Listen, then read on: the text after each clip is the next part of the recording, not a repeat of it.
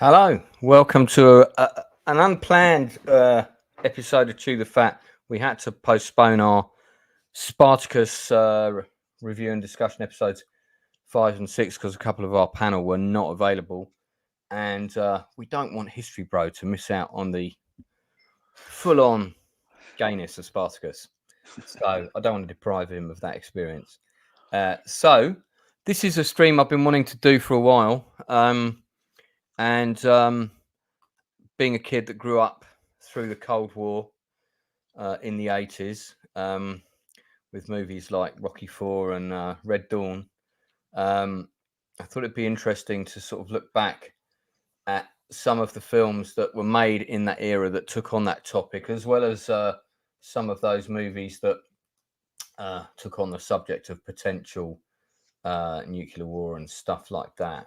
So thanks, buddy. I'm assuming this is going to be a fantastic stream. I'll catch the replay. I'm trying to get 2 new reviews ready for tomorrow. Then we got Spartacus. Yeah, Spartacus was today, but we got it next week. So I've at the minute I've scheduled Spartacus 5 and 6 for tomorrow night. I've just put that as a temporary hold. I don't know if everyone's free tomorrow night. I've got to discuss it with people. Good to see Phil Philly here. Good to see Darth Plato here. A little toxic, the words of Harry Dean Stanton. So how are you inside, man? I'm very well, thank you. Nice and warm at the moment, and temperatures starting to soar a little bit. It is quite hot. Do you know what? I think I need to open the window because my window's not. I'm suitably armed with a nice cold pint of foaming nut brown English ale. So Excellent, excellent. I'm not armed with a. I've got a bottle of Wenlock Spring, sponsors of the Outcast Creative. They're not, but Wenlock Spring. If you want to be sponsors of the Outcast Creative, please get in touch. Yeah, so it's. I mean, you can tune into this, or you can watch the host Paris closing ceremony. Judging by the opening ceremony, I think stay here and chat with us. Yeah, please do.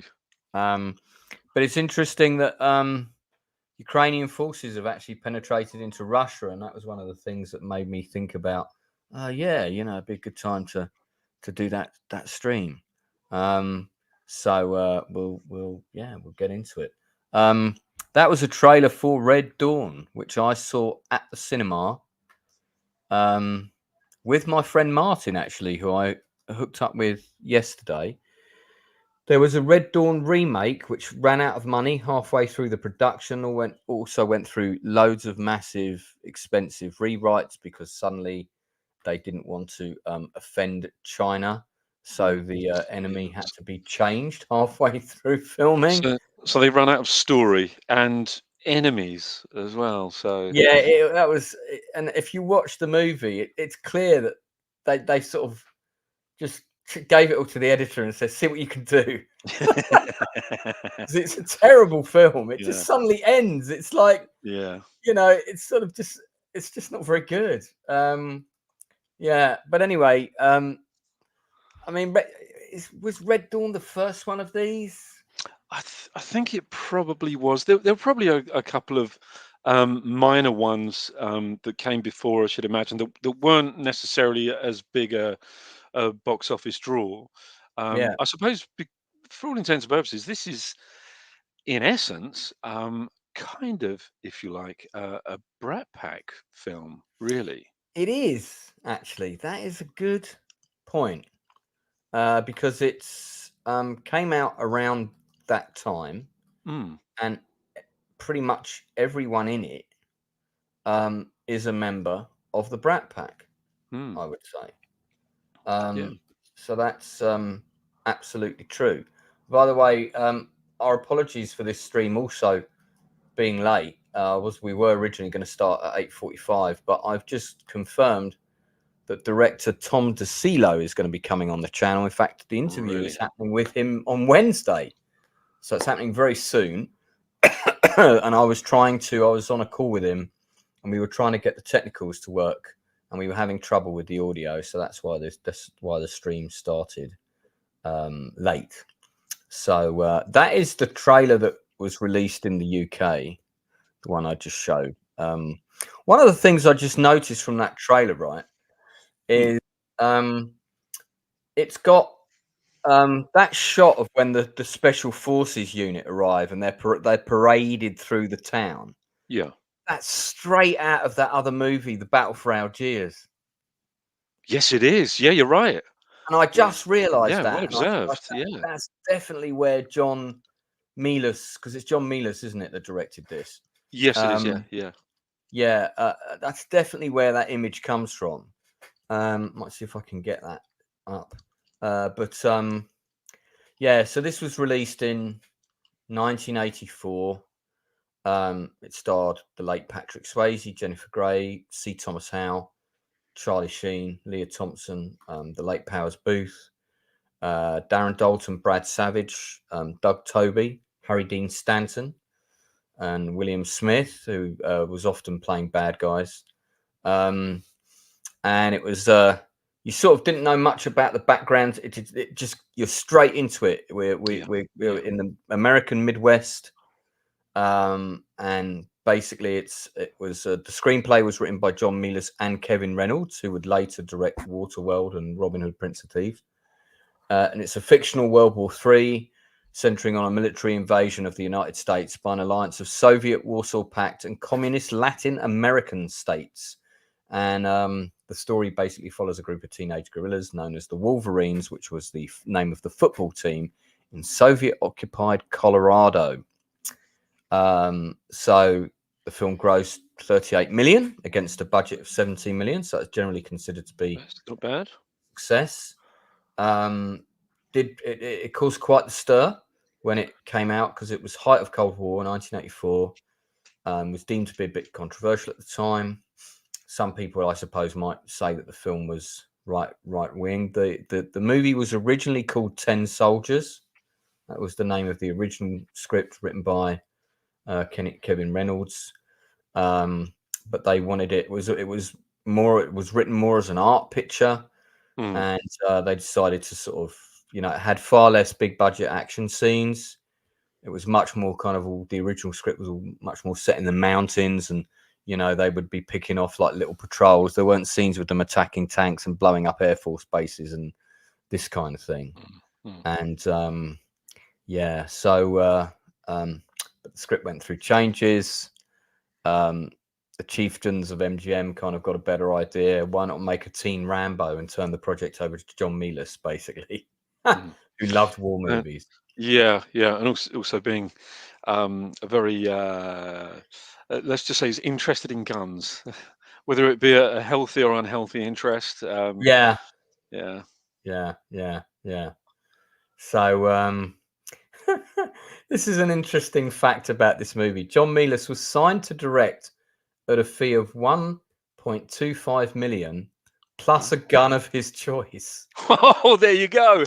plus a gun of his choice. What does that mean? Does that mean like a gun of his choice from the ones that are being used on the movie, or does that mean a gun of his choice just from the K's gun catalog of the year? Yeah, I should imagine it probably is from the international gun sellers catalog. It would be quite funny if it was like, well, I think I'll have one of the machine guns that's attached to the helicopter that we've converted for the film. Oh well, you can't have that without, because it's attached to a helicopter. Well, I'll have to have the helicopter as well then. So and it's funny, isn't it, when you kind of sit down and think about it, the fact that he wrote it and directed it, he must have been thinking, this is really going to ramp up my credibility with the NRA. Yeah. Dan Candy said for $4.99, thank you for that. I hope you guys don't forget the Amerika with a K miniseries. Well, mate, it's funny that you should mention that because America, 1997. After 10 years of Soviet occupation, 10 years without freedom in a land called America.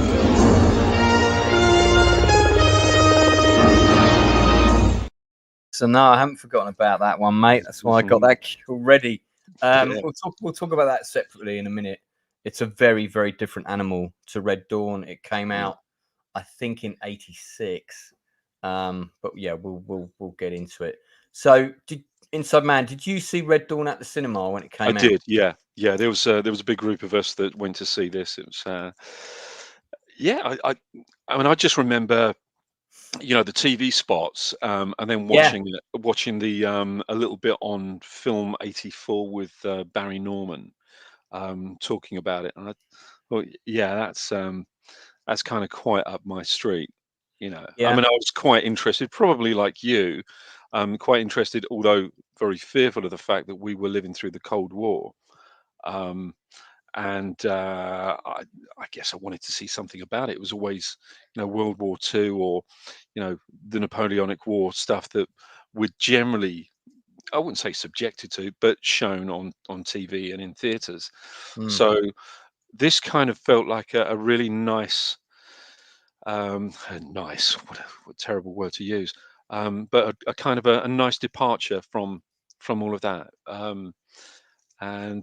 But I think one of the things that it's really important to say, and I think it's incredibly important, that there are certainly among our regular co-hosts, those young whippersnappers that that co-host with us. Oh yeah. They they probably almost certainly do not remember the Cold War as we do because of their ages. And it's important to remember that it was a very, very dangerous and very, very frightening time. Yeah. And we were that close. We really were that close. Yeah, it was an extremely scary time. There was quite a lot of posturing and peacocking, but I have to say, it doesn't. It feels like we're right back there at the moment. It So, does, yeah. yeah, With Vladimir Khrushchev, well, indeed, or Vladimir Brezhnev. Vladimir Brezhnev, Putin, Yeah, Brezhnev. Yeah, it's there's a lot of rattling of sabers going on around the world, there really is. Yeah, as well as some clashing of sabers. So it is a very weird time. Here's our lead cast. The Wolverines was the name of the high school American football team.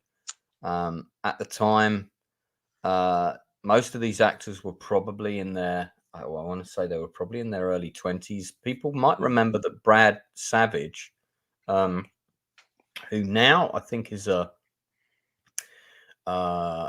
forget. I think he's still doing some acting. I think he does music as well. He was one of the two kids who turns into a vampire in Salem's Lot. that's right. Yeah. And his friend comes and knocks on his window and plays Danny. There's one lead cast member's not in this picture. I don't know why.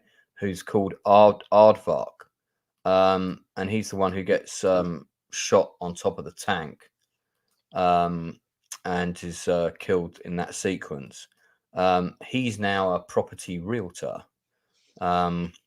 Powers Booth plays a shot down American. So I remember in this movie, because it's quite abstract, we sort of hear we only know the war, and this I quite like this about this film. We only know the war from this kid's perspective. These kids' perspective. Yeah. We only know what they have been told. So we hear that the Russian paratroopers and the Cuban revolutionaries came in via in disguised commercial flights, and they came in and parachuted in. Yeah. He was in Salem's Lot, buddy. That's right. More of those connections to follow. So we know that. Then when they rescue Powers Booth, who's like a downed airman, we get his perspective of the war, and he talks about some cities that have been destroyed, and various people have ducked out and have declared themselves neutral. And we get one line about England, and he says, except for England, but they won't last very long. And at that point, he tips his coffee into the fire, and it goes, and that's it. That's all we get as the UK. So I think that was kind of a little bit of a nod to the fact that none of our police officers are armed, kind of thing. right. I think that was really a kind of a more of a little bit of a reference to that. Well, I thought it was a meaningless nod to the fact that at the time Thatcher and Reagan were, politically were in bed with each other. So it was the suggestion, Yeah. oh, England would definitely stand with us. Yeah. The one of the things I really liked about the movie was the sort of production design. They the Hind helicopter gunships, they're not real Hind helicopter gunships. They're conversions of, I think, Pumas or something like that. But they did a really good job with them. Jennifer Grey, before she had that stupid nose job, Yeah. very beautiful girl. She just had that strange nose job and then looked really weird. Sure. So this is Aardvark, who's missing from the other picture at the bottom here. This guy. So yeah, and then at one point they returned to the town, which is now sort of under Soviet occupation. They hear some of their parents have been killed. But yeah, it's a good story. And I guess I think one of the reasons that we kind of wanted to see it in England was probably because we were not far off the age of these kids. We were more likely to be in this kind of scenario than America. Yeah. It was more likely that we were going to get occupied. Yeah. Just by geography, I think.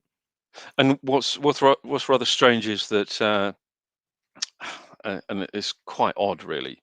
But I used to go to a local shooting club, so Right. and we used to shoot small ball 22s. Right. And it wasn't, it was only because a couple of my mates had actually joined, and a couple of my school friends. So they said, come along. It's a real laugh. So I went along and everything. And of course, I joined. I won a few shooting medals, which was quite nice. But the purpose of the shooting club,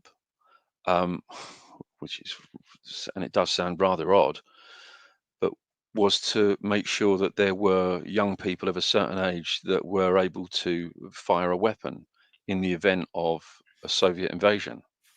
That's nuts. Absolutely fucking mental. Yeah, and then you had some people like that Michael Ryan who sort of took it a bit too far. This pattern camo that Charlie Sheen's got on. Do you know what camo pattern name that is? DPM that is? No, I really don't. No. Yeah, I always wondered. I always thought those jackets were really cool. Like, I always wanted one of those. Really nice. This is a kind of like a. I think they're supposed to be Cubans. They might be Cubans on that. I think they are Cubans. Yeah, because of the hat. Yeah. I don't know what type of vehicle that is. It's some kind of sort of Soviet knockoff APC conversion. Yeah. Quite a good job again from the production design. Very good. Patrick Swayze going, how should I say this line? It's interesting because I've interviewed on the channel. I've interviewed, I think, at least 3 people that have worked with Swayze now, and all of them have said he could be quite difficult, which is quite disappointing to hear. Yeah. It's disappointing to hear. I think it just sort of after, kind of after he'd done a certain couple of films, because on Uncommon Valor, he was always late on set.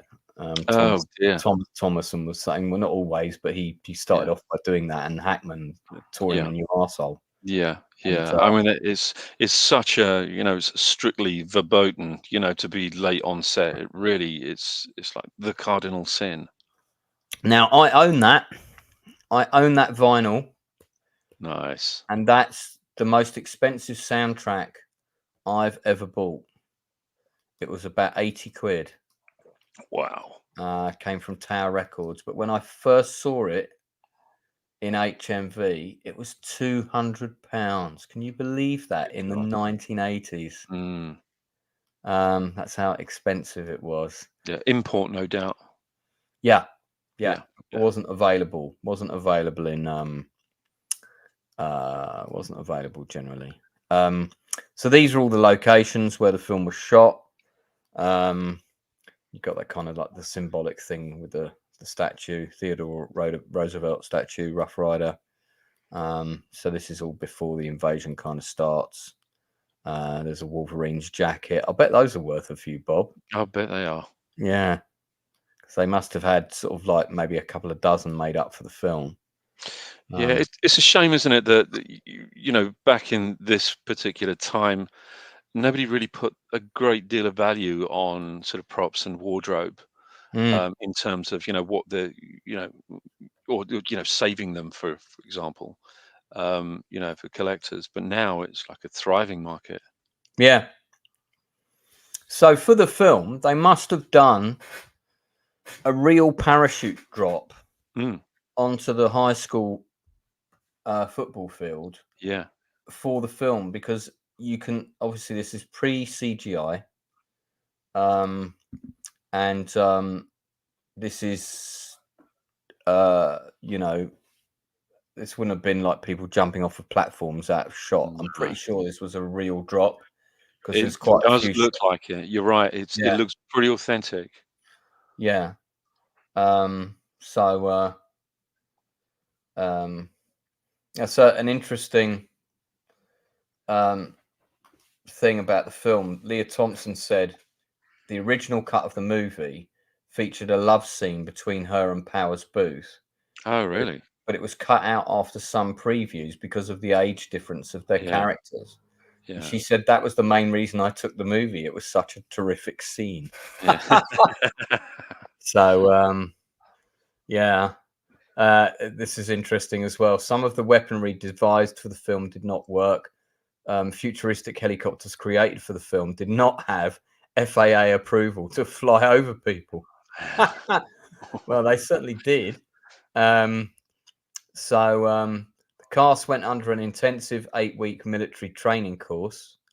During that time, production crews designed and built special combat vehicles in Newhall, California. Soldier of Fortune reported that the movie's T-72 tank was such a precise replica while it was being carted around Los Angeles. 2 CIA intelligence officers followed it to the studio and wanted to know where it had come from. That's pretty interesting. That's a really good story. Yeah, so it was mainly shot. The movie was filmed in and around the city of Las Vegas, New Mexico. Many of the buildings and structures which appear in the film, including a historic Fred Harvey Company hotel adjacent to the train depot, the train yard, and a building near downtown, which was repainted with signs for Colorado, are still there today. So I'm assuming not near the Strip. This must have been on the outskirts of Las Vegas that they filmed it. Did you? What was your overall opinion of the film? I loved it. I thought it was a really terrific film. I thought it was well made, well directed, definitely well written. But yeah, it was. I think part of that was because it was something that we were experiencing, and we, maybe thought, this is what we would be asked to do or would be forced to do if circumstances dictated. Yeah. So, as a kid watching this, I was pretty pumped at the end of the movie. Yeah, it's I was just shy of being a teenager when I saw it, and if I remember rightly, wasn't this film a 15? It was. Double A. I can't remember. Double A. Yeah. Double A. Yeah. Which meant you had to be 16 or above. And once again, Martin and I used our power of being tall. Yeah. To get in to see the movie, just like we did to get in to see Terminator, which came out the same year. Yeah. Because I remember that we both were working the school. You know, when your school would do a jumble sale. Yeah. We were both working on a stall for the school, for Holyfield School jumble sale. And as soon as the jumble sale was done, which was like 4 o'clock on the Saturday, we realized if we legged it into town and got a bus straight away, we could make the 5 o'clock screening. Yeah. There was a screening at 5. and that's the one that we went to see, and it was on the main screen. It was pretty busy. I seem to recall. I mean, a long time ago, but I vague recollection of people kind of reacting to stuff. Yeah, I mean, yeah, I liked it. I really liked the first 30 minutes of the movie. And then you had up to the point that they saw that their parents had been murdered. Yeah. Was very effective. Yeah, Then that's when it kind of, as you know, they would say in movie land, you know, that's when this shit got real, if you like. yeah. And then I suppose what we got for the kind of middle third of the movie, or the second act, was mainly a montage of guerrilla raids by them. You can see this is a real jump. Yeah, I wonder who did this for them. you know, I wouldn't mind betting that this was one of the airborne divisions doing this. You would have thought so. I mean, John Yeah. Mila's probably had some pretty good connections. I wonder if Yeah. Darth Plato might know. We'll see if we already talked about the remake, Leroy. We're not going to waste any more time on that. This is interesting as well, because if you look at where they jumped, you can see that there's some phone lines behind in these trees. Yeah. Not a good idea. No. I remember this guy with the radio, and it's this actor. It's not Bernie Casey, but I forget the name of this guy, but I'd seen him in some other things. So it was quite good that they had quite a well-known actor playing this teacher, because you didn't expect him to get shot. No, not at all. Yeah. So quickly. So yeah, there was.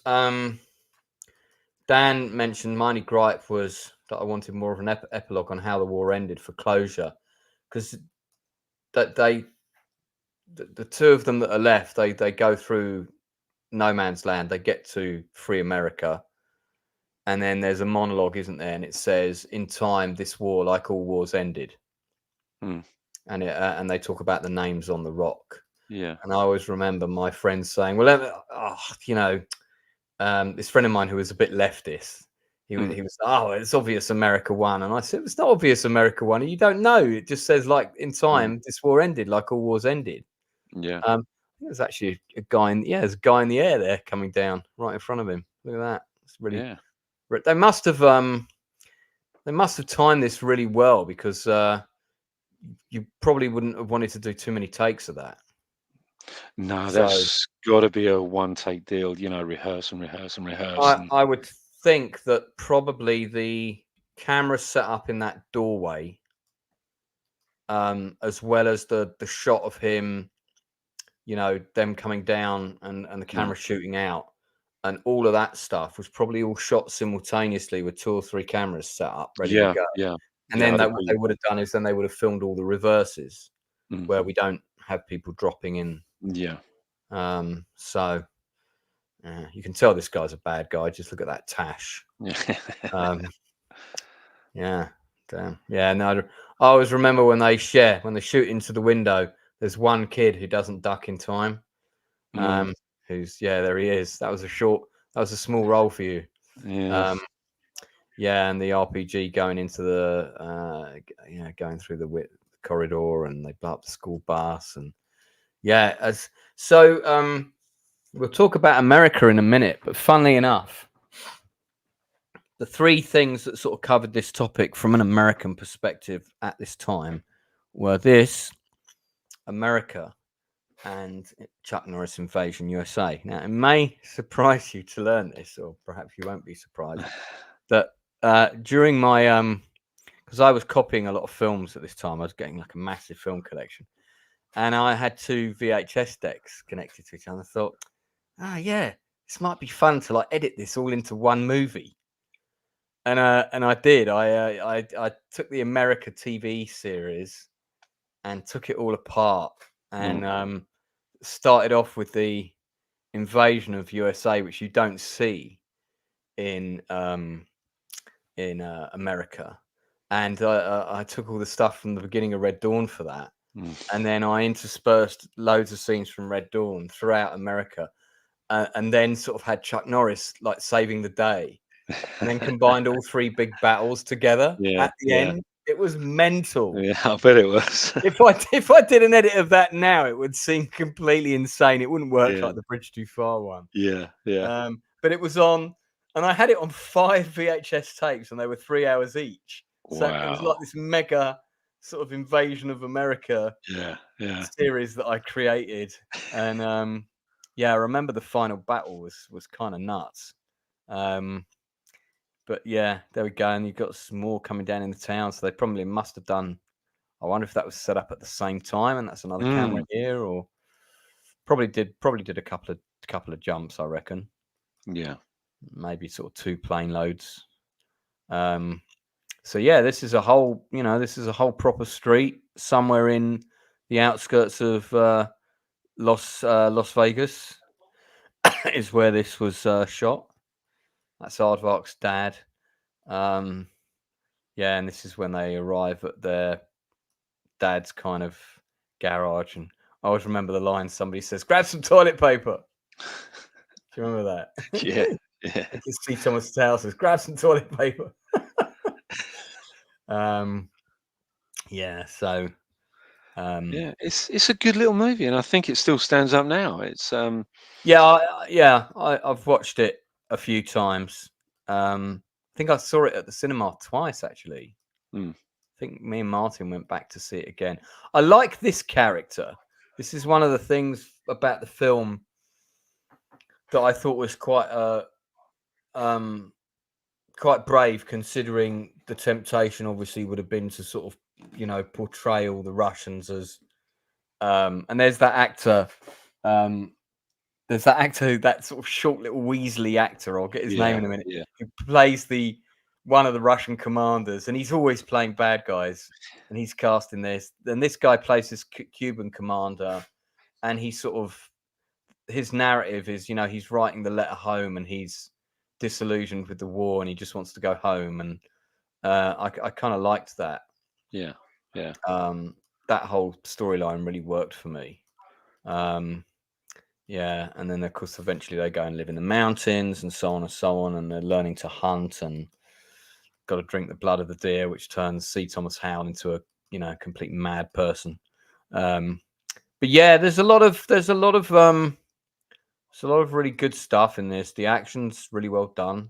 Like you said, it still holds up. What would you give it out of 10?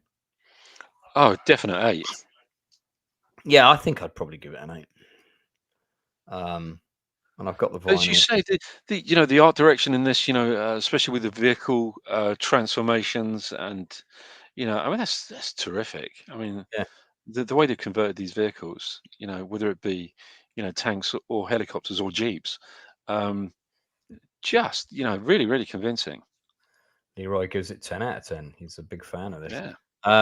It's interesting production design here. We're in McDonald's, but the menu's now all in Russian. I like that. Yeah, yeah. I think I haven't noticed that before. Yeah. So yeah, they did do a really good job with all of every time I watched it, I noticed more and more details about all the stuff they did. And then this is like the sort of re-education camp, you would call this, wouldn't you? Yeah, yeah. Where Harry Dean Stanton and some of the other dads are located, and they hear some of the other dads are dead. This guy is a very famous actor. I forget his name, but he's been in like a gazillion westerns. Was friends with John Wayne back in the day. Yeah, then of course the 2 girls join them. This is the first patrol that get taken out, and the guy finds one of their arrows, and he's going on about how it's an original Indian one. You can tell it's been polished down and all the rest of it. And the guy's saying, "What are you talking about? It's plastic." Yeah, good stuff. Well, that's Red Dawn.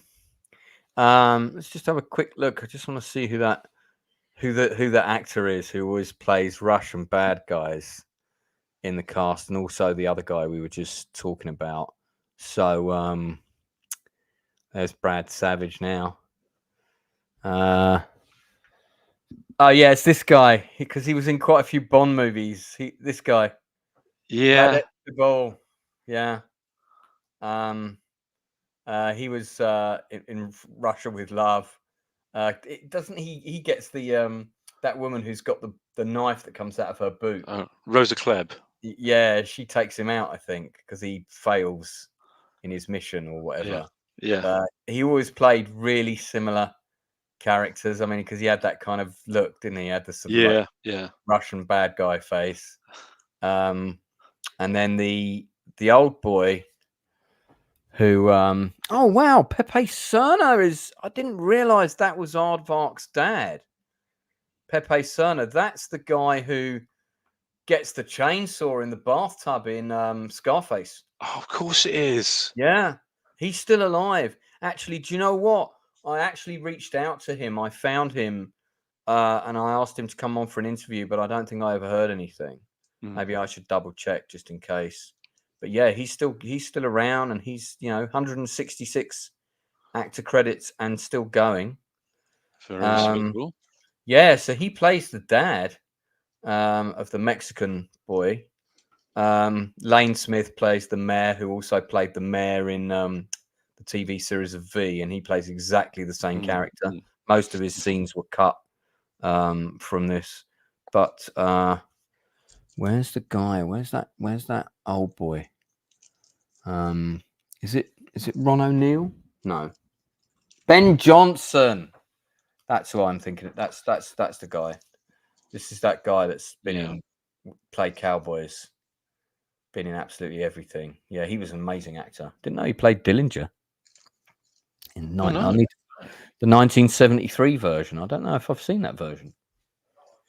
No, I can't recall seeing that either. Portuguese Captain General was in Shogun. Yes, he was.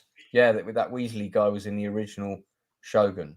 Yeah, Ben Johnson was in The Wild Bunch. Yeah, fantastic film as well. All right, let's have a look at America. So, America caused quite a stir when it came out in 1987.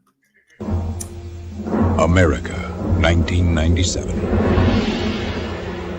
After 10 years of Soviet occupation, 10 years without freedom in a land called America.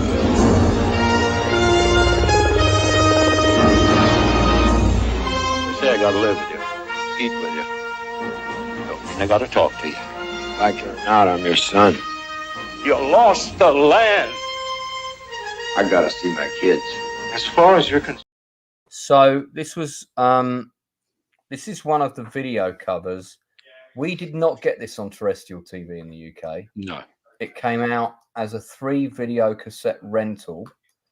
This is the cover of part 2. And I wish I'd kept my VHS super edits that I did, because the reason I didn't keep them is because the tape it all got that white film on it, Yeah. So they didn't last.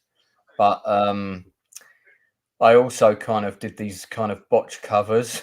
So you had like a cover like this, but with like Chuck Norris's head peering out from behind the other guys. Yeah. So did you see this show? Yeah, I did. Yeah, I did. And it was a video rental as well.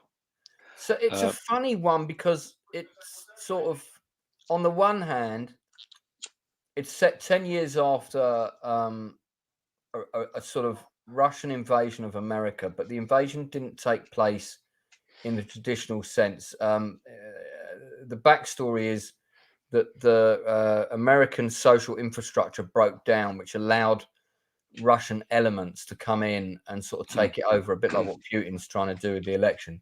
And then it sort of all started sliding towards communism. It's a bit weird. And then the Russian forces that in America are not called Soviet forces; they're called the NSU or NS something, Special Service Unit. Yeah, SSU. That's it, Special Service Unit. And then the NSSU, which is National Special Service Unit, which are these guys. These are their uniforms, but they're basically Russians. But they're, so and it sort of centers around the story of a guy who was a military leader. This is the cover for part 3, played by Chris Christopherson, who everybody's kind of looking to kind of lead them in revolution. Meanwhile, there's various other characters who are all trying to either sort of lean into the communism takeover of America or go against it. What the plan is that they're going to break America up, and they're renaming all the states. They're breaking up into different sort of whatever it was in Russia. You know, they broke it up into sectors, didn't they, for harvesting and stuff. And one of these sectors is going to be called Heartland, which is, again, this is all set in the Midwest. It's sort of, I don't know, it's like it's got a very bleak, desaturated look. There's no scenes with leaves on the trees in this movie, in this miniseries. Everything looks kind of bleak. Again, you find out things that happened, but you never kind of have a clear crystal timeline of how everything fell apart and how it came to be. You just have a sense of it. I always had a bit of a problem with that. But it is, you know, considering that this was on 3 cassettes, you know, and there was a lot of time to play the story out. So you would have thought that the first, you know, maybe the first tape would have been, you know, if they'd separated it into almost like 3 acts, if you like. So what happened, you know, how things are going down and how it's going to conclude. Each tape was 165 minutes. So I can't remember if the 3 tapes were 3 parts or whether on each tape there was 2 parts and there were 6 episodes overall. Let me Google that. I'll have a look. But sorry, carry on. Yeah, I totally get where you're coming from. I mean, it's a similar kind of thing with Red Dawn. You don't necessarily, you know, that information hasn't really been given to us in like a massive sort of, you know, expository dump, you know, so we get a sense of it, but we don't know for sure. We don't really, you know, it is kind of quite vague in this. Yeah, it's set 10 years after the event, focusing on the demoralized US people a decade after the Soviet conquest. The intent with the show was to explore the US spirit under such conditions, not portray the conflict of the Soviet coup. The miniseries was one of the most ambitious ever created. It aired over 14 and a half hours, including commercials. So half an hour without the commercials. Yeah. Over 7 nights, beginning February 1987, reportedly cost $40 million to produce, shot predominantly in Ontario, Canada. So various Canadian locations. Donald Wire was the producer. America had an indirect connection to another notable ABC program. So it was ABC who produced this the day after, which some critics felt was too pacifist for portraying the doctrine of nuclear deterrence as pointless. That's interesting. Didn't know that. So so the storyline primarily follows 3 political leaders: Devin Milford, who is played by Chris Christopherson, Colonel Andrei Denisov of the KGB, who's played by Sam Neill, and then Peter Bradford, who's played by Robert Urich. That's a fairly sizable budget for a TV project, isn't it? Yeah, and it's set in Nebraska, which they're turning into Heartland. The backstory to what happened was 4 large thermonuclear weapons were detonated in the ionosphere over the United States, resulting in an electronic magnetic pulse, destroying the nation's communications and computer systems, crippling the US electrical grid, and affecting any equipment that relies on computer technology. With its ICBMs inoperative and the National Command Authority unable to contact US military forces abroad or their foreign allies in Western Europe to launch a counterattack, the US is forced to accept Soviet terms for surrender, unilateral disarmament, the end of the dollar as the currency, and integration into the Soviet military economic bloc. I mean, that's bollocks. That would never happen. But I would agree that America would be on its knees, but America would fight to the last man before they did that. I just know they would. Yeah. But accept that as a given, and then fast forward. It's 1997, decade after the defeat. Americans that engage in dissent are stripped of their privileges and sent into exile camps. And those who kind of, go along with things kind of get the perks. Production quotas have been imposed, foodstuffs rationed. And then Heartland is formed of what was the old Nebraska, but what happens in the final episode is Heartland succeeds from the United States, with other regions to follow within the next weeks. And instead, Heartland soldiers and local militia attack the local UNSSU compound. There's talk of a second American Revolution, but the miniseries ends on a real downbeat note, which is, it's got a really, that ending is kind of strange because his son takes up the mantle. And I suppose it's sort of saying, it doesn't matter how many of us you kill, another one of us will take its place. But it is quite bleak. It's quite and of course we know that any kind of dissenters wouldn't really be met by stripping of privileges. It would be, you'd be straight into the gulag, in Alaska somewhere. Yeah, there are quite, they do kill quite a lot of people in this show, but there's also the internal sort of political shit that's going on behind the scenes in this show. It's quite well done. There's because at one point, I can't remember the reasons behind it, but there's a column that's ambushed by, they're all dressed up as rebels, but they're not rebels. They're Soviet special forces that take out this one. I think they take out one particular political leader or something. Yeah. The older guy who's he's quite soft. So I think he's taken out. So a typical Russian false flag operation then. Yeah, Russian false flag. That's very well put. Also became a book. It became a book after it was the TV show. Right. There's don't know which country that is, but there's the interesting different versions. Yeah, you can see here the original box set, five cassettes. So wow. Yeah, I think it was so if it was shown over 7 nights, there must have been 7 episodes. That sounds about right, actually. Yeah. I really like this actress. I think her name's Cindy something. She's great in this. She's so good. And Chris Christopherson is actually really good. Christina Latty, this was the first thing that introduced me to her as an actress. And she's a cracking actress. Sam Neill's good in the show.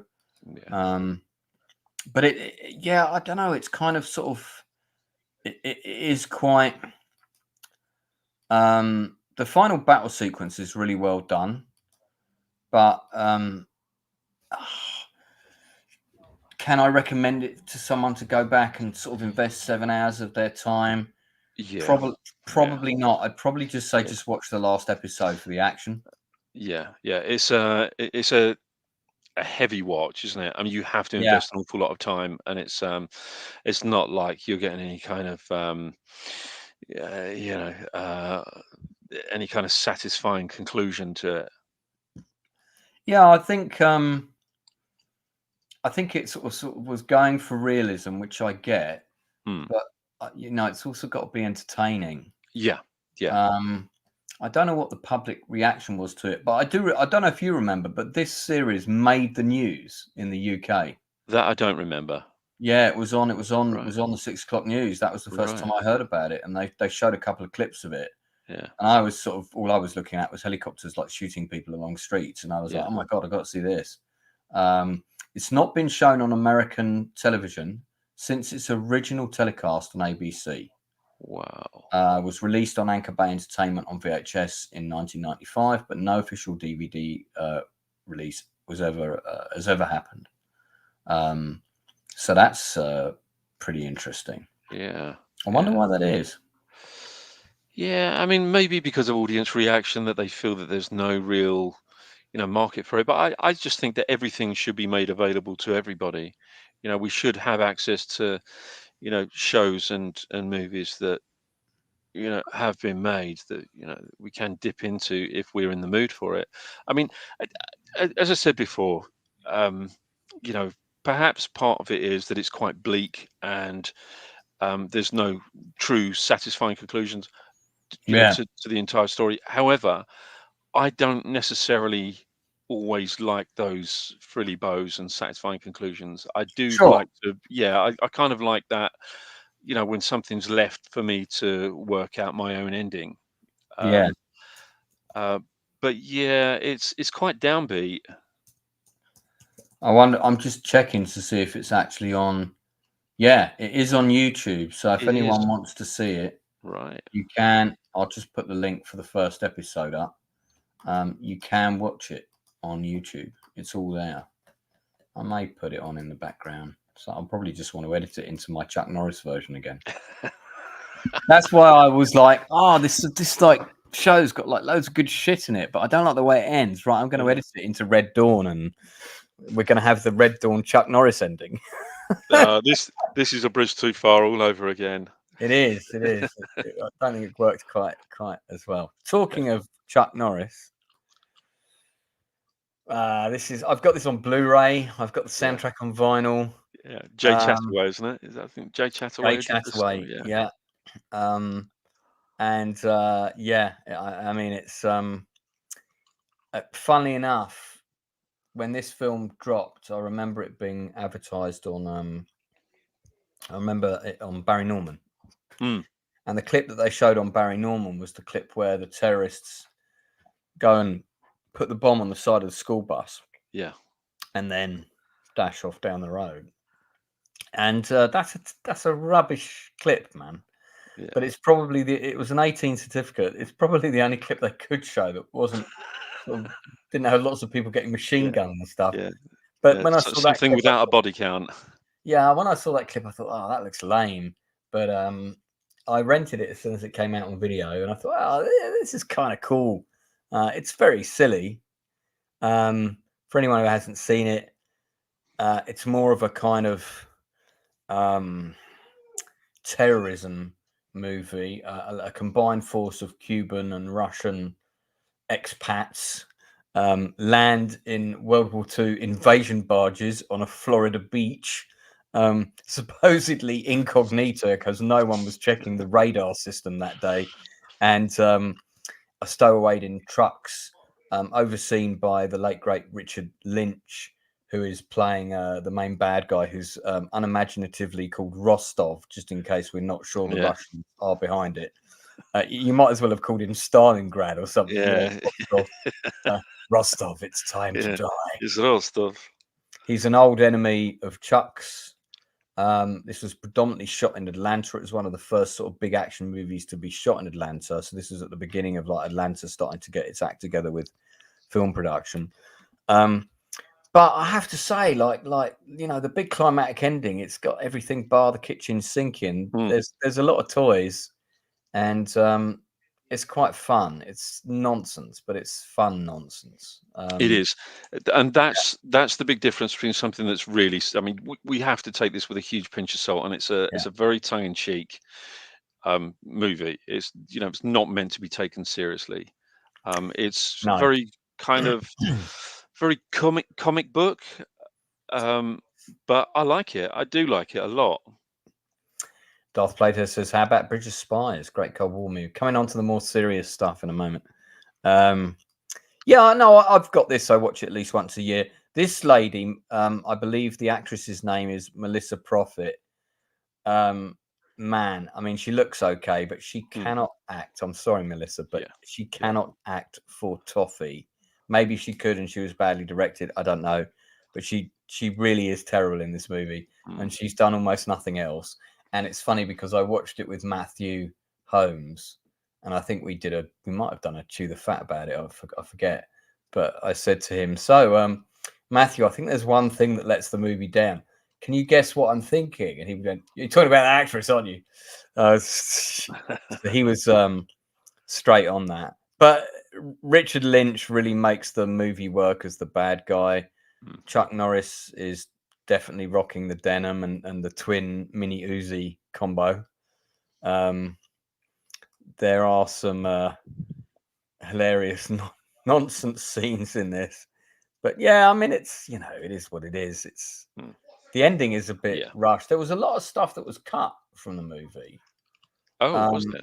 Yeah, and the original cut of this movie was about half an hour longer. And they had a lot more sort of character narrative stuff in it. I'd actually really like to see that cut. I mean, if they brought out like an extended version, I'd be the first person buying it. Got to talk about Richard Lynch, who's here and played. Most people will know him as the bad guy in The Sword and the Sorcerer, King Cromwell. That's the first thing I saw him in as a bad guy. Got a really interesting backstory, which he was, just another actor trying to make it in Hollywood, wasn't getting that much work, kind of got into drugs, went on a bad acid trip, managed to set his face on fire, Jesus Christ, which gave him that scarred look. And then after that accident, at which point he decided to chuck in, knock drugs on the head. I think probably quite a wise decision. When he was going in for castings, because he had this face that was all kind of messed up, they were like, "Oh yeah, you know what? You'd be good for the bad guy in this." And that was it. He was getting work, and he was like the go-to B movie bad guy. But he was a good actor. I mean, I liked him. If he was in a role, he would always make that role. He'd take it to the next level. He'd ham it up, but in the best possible way. And there's the big set for the sort of final action piece, where they clearly got the help of the National Guard, because they had God knows how many tanks. This housing estate that they blow up in the movie, they blew it up for real. They did, yeah. I was going to mention that. Yeah. Well, it wasn't like due for demolition, or It was exactly that. Yeah, something like that, wasn't it? Yeah, it was exactly as you say. It was due for demolition, and they were looking for a location where they could maybe build something and blow it up. But someone had suggested, well, let's look for something that's ready for demolition and destruction, and this was it. This was the result. Yeah, I need to see definitely need to watch the 1973 Dillinger, because if I have seen it, it was a long time ago. Yeah, do you have a favorite scene in this? If I'm honest with you, and it's purely from a technical point of view, it really is the demolition of the estate. I love it. It's really just a wonderful use of fantastic practical effects, and kind of, to a certain extent, filmmaking on the fly. Being creative, finding something that's real. I mean, nothing looks better than something that's real that you're blowing up. Here's a great advert for 80s swimwear fashions and why you should never wear it, especially not the male choices. But this has got quite a big following. This movie is, there are a lot of people that really, really love it. And I know it's spawned a number of sequels that, Well, they didn't do an Invasion USA 2. They just did sort of more films with Chuck Norris playing a very similar character, but I don't think I had an. I thought they did 2 and 3. No, recall. No. Let me double check. But I remember researching this for when Matt and I talked about it. Pretty sure that they were going to do a second one. They were just going to do more films with the same character. The only reason I say that is because I was going through some of my soundtracks, and of course I have Invasion USA 2, and Invasion USA 3. Really? Yeah. No, there aren't three. Trust me, man, there aren't three Invasion USA movies. If there were, I would have them all on the shelf. Film was given a $12 million budget, twice what Norris films had normally gotten before. There was a sequence in the Everglades that cost $2 million. Norris's fee was about $2 million. Shooting took 10 weeks. Norris said he wanted the role of the female journalist to be played by Whoopi Goldberg, who had been an extra on Force of One. Goldberg was enthusiastic. However, director Joseph Zito overruled Norris. Needless to say, I never used that director again, wrote Norris later. Yeah, I wonder why he overruled. Yeah. Can't think why. Yeah. I don't think it's interesting that Norris had his choice of director. I mean, Joseph Zito is still alive, you know. I thought he was no longer with us. I think Jay Chataway, who did the score, I don't think he's around. Is he no, not? he is. No, he is. He Oh, is he around. is. He is Because around. he was a big collaborator with William Lustig, That's right. and did that amazing soundtrack for Vigilante. Yeah. Fantastic soundtrack.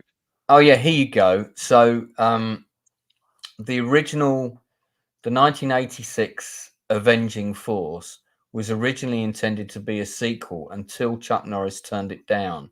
It was instead made as a standalone film starring Michael Dudikoff. Oh, And right. he shared the protagonist's name, but apart from that, that was it. There was no real sort of connection. So a very soft sequel in all but name. Yeah. Was Michael Dudikoff, he was the one, the star of the Philadelphia Experiment, wasn't he?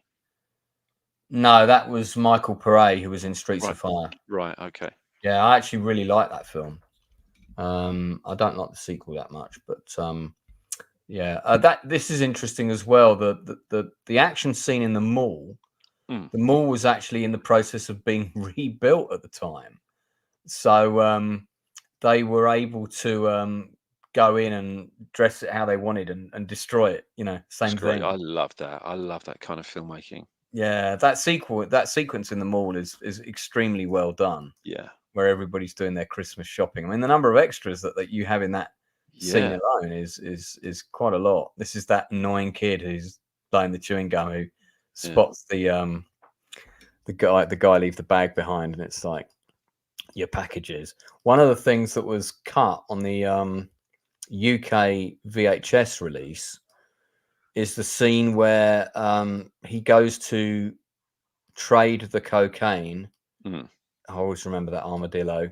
To trade the cocaine in exchange for all the weapons. And do you remember, like, the cocaine dealer is played by Billy Drago, who's the bad guy in The Untouchables. He's the one who Kevin Costner chucks off the roof. Yeah. And Billy Drago's got like his wench there, who's got like a flip knife, and he gets her to test the cocaine to make sure it's good. And she's got a metal snorter straw. Yeah. And so the next time she's snorting a line, Richard Lynch Rostov slams her head into the table. So it, it goes into her, breaks her face. Yeah. They cut that, the shot of him slamming her head down onto the table was cut from the original VHS release in the UK.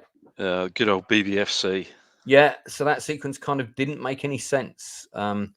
This guy, Shane McCarney, plays the sort of the terrorist who always shoots everybody and shoots them again just in case they're not dead.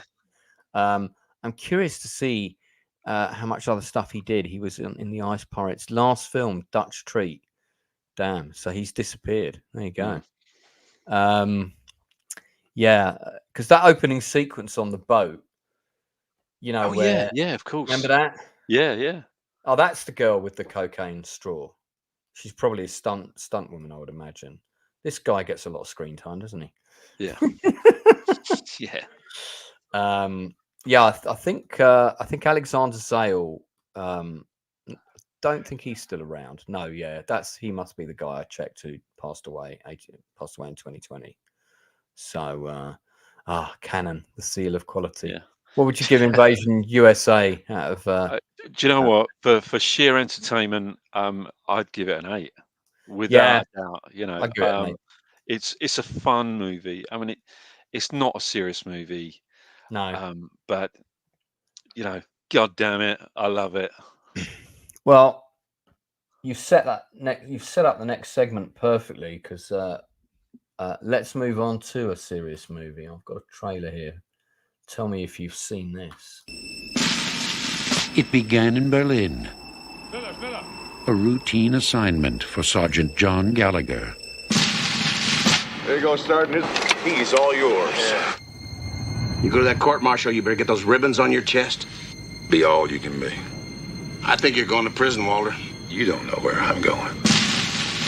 But something went wrong.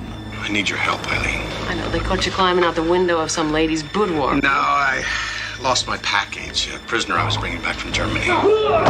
Dead wrong.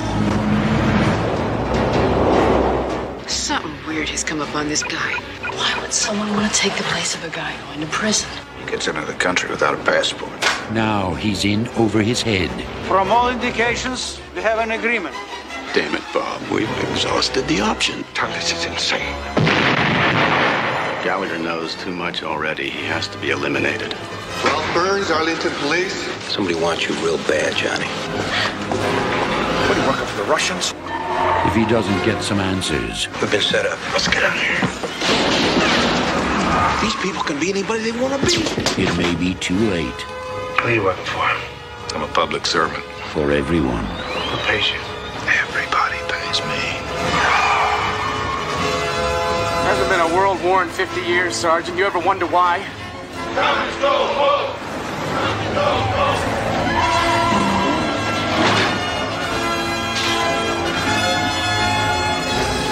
You're making a big mistake. Get it?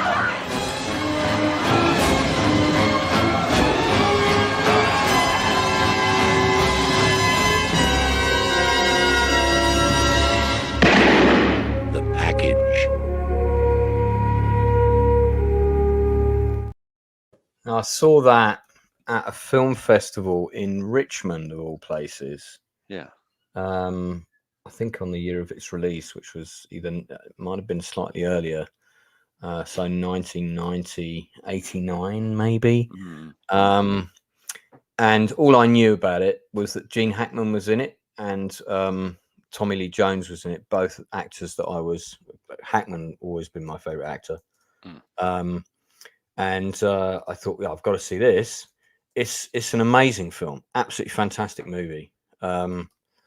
Because of course we had a whole series of kind of more serious Cold War spy thrillers. This is one that's got quite a bit of action in it. And the story is extremely plausible. Have you seen it?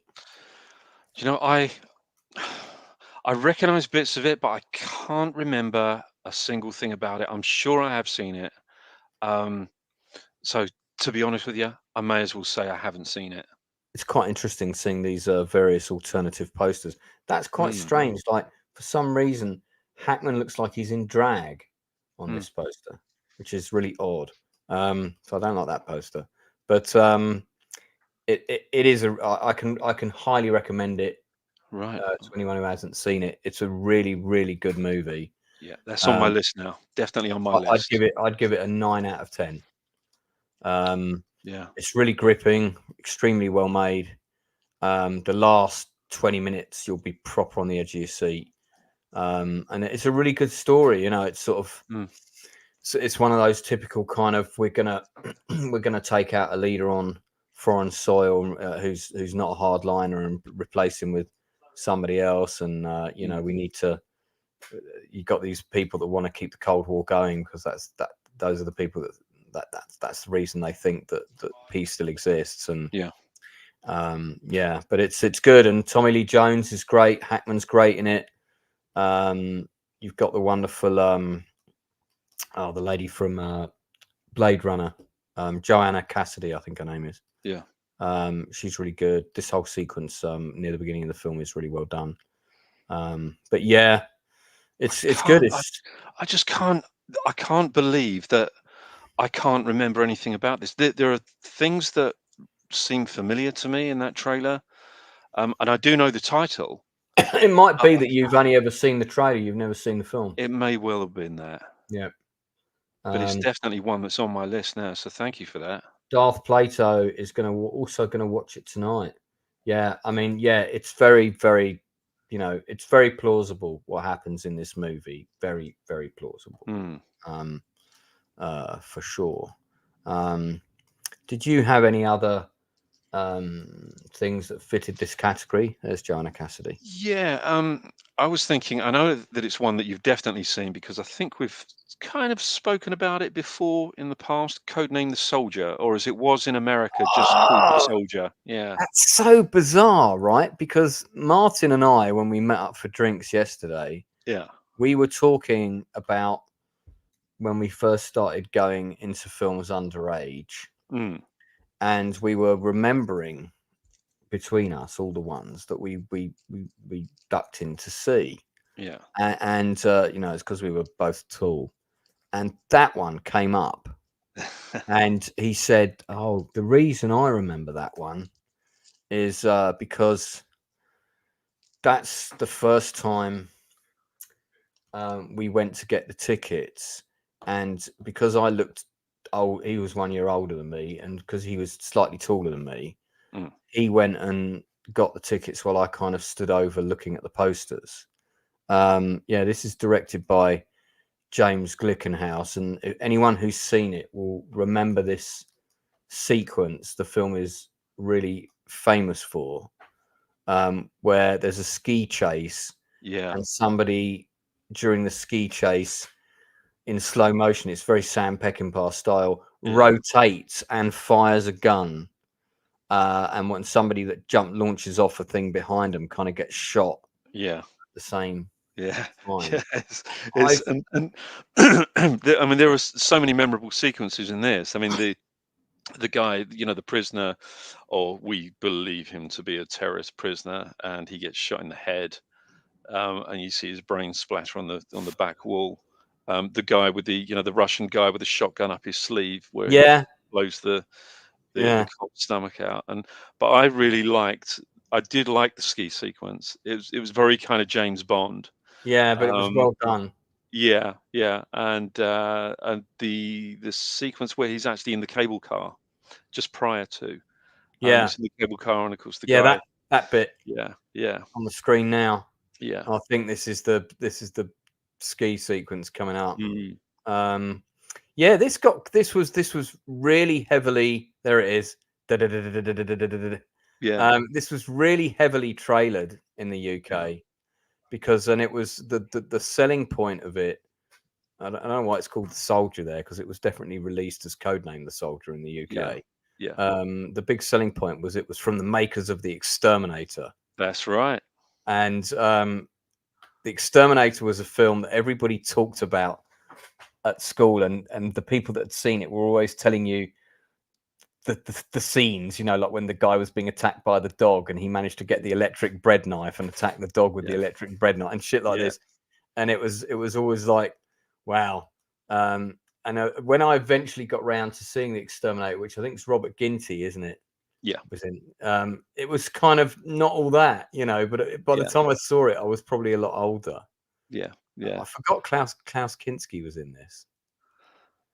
And Steve James. Yeah, and I mean, there's some pretty hardcore scenes in this, especially the beginning. I remember the beginning. Limo. Oh my goodness me! Yeah, where the limo, there's a woman with a pushchair. Yeah. Going and you wonder what's going on, and the limo goes straight through it and knocks the baby, and it's an ambush, and then these guys are just kind of there and they kill everybody. That's the sequence here. I remember that really well. And then of course all the special forces guys all come in. They quickly kind of clean up the streets, pick up all the shells, take the bodies, so nobody's aware of anything that's happened because it's happened very early morning. But I enjoyed it, and it was it's kind of a repeat watch. I believe it was released on Embassy Home Video. That's right. I remember that. And the score was Tangerine Dream, I think. I can't hear the score. I know there was a lot of dun, dun, dun, dun, dun, that sort of stuff. But yeah, and I do remember this guy, Mr. Shotgun up his sleeve. Don't remember anything about Alberta Watson, who clearly was the female love interest. I remember the boss switched on the light bulb and the light bulb exploded, set him on fire. That was pretty That's horrific. right, because he's the only guy that can verify that he is a CIA agent, isn't it? That's right, yeah. You know, and he's kind of gone dark, as it were. Yeah, yeah. But it was, do you know what? I'd like to rewatch this.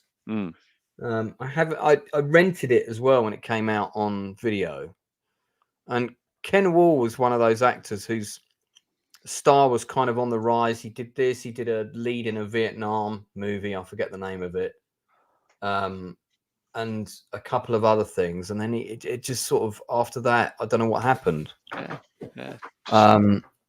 I think actually, if you read his Wikipedia page, I have a vague recollection that I looked it up because I was like, whatever happened to that guy? And I think there's a big story on there. Let me have a quick look about it. Yeah, let's have a quick. He might have had a bike accident or something like that. So let's see. Acting career. Injury. Here we go. Well, this is it. Wall's acting career was derailed by a broken neck. He initially said that in 1992 he'd endured another motorcycle crash, but later said he'd fallen down a flight of stairs at the home of comedian Rodney Dangerfield's girlfriends and eventual wives, Joanne Childs. We were dating casually. I stayed over at her house one night and fell down these stairs, and she begged me not to say that in the press. Yeah. As his official biography describes the incident, fell down some slippery marble stairs in a friend's home, causing his neck to break and his spinal column to be injured. Yeah. So, yeah, and he's still around. So he retired from acting in '96. Basically blamed a botched, undisclosed surgery and the refusal of doctors to prescribe him pain medication. And then he turned to drinking, and he was in such chronic, agonizing pain 24 hours a day that he started drinking to kill the pain. Yeah. What a shame. Yeah, and he realized after that he couldn't act really anymore. So he's done a lot of stuff for animal disabled veterans, that kind of thing. So yeah, I knew there was a big story behind that. It was Oh dear. Oh, that's shocking. You know, poor guy. Yeah, it's one of those. The Russia House, that's the one with Sean Connery and Michelle Pfeiffer. Yeah. I was working at the cinema when that was on. I have a vague recollection that it was fucking boring. But I really can't remember anything about it other than Connery and Pfeiffer were in it.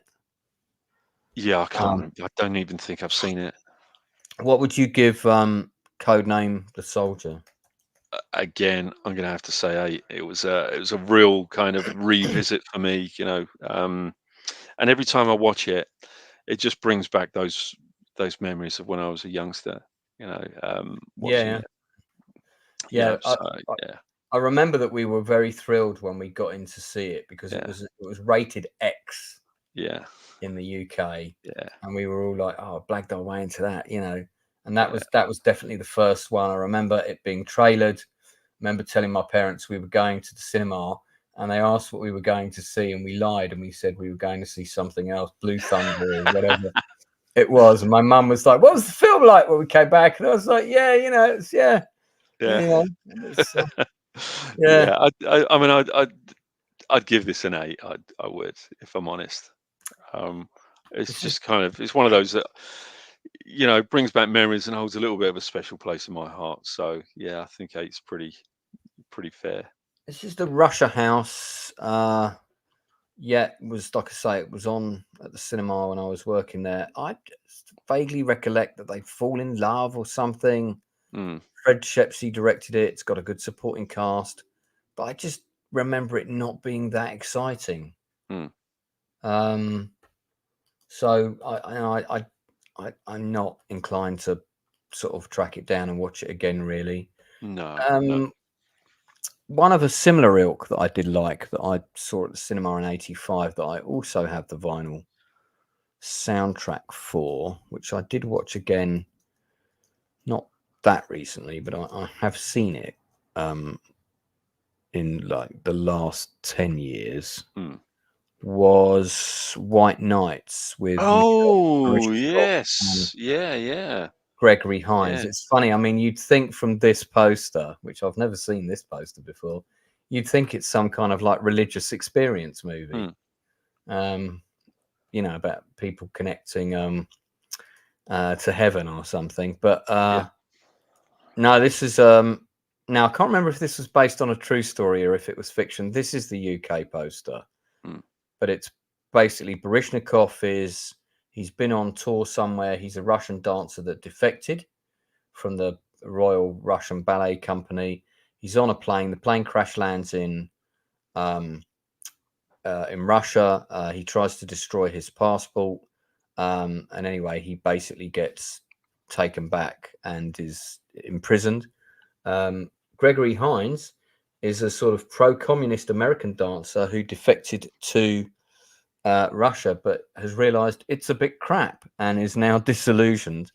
And to cut a long story short, the two of them who meet up to do a performance and train together, they also basically, I don't know what, there's a picture of, well, look, there you go. Gregory Hines' date for the premiere was Cher with a very spiky haircut, I guess. Yeah.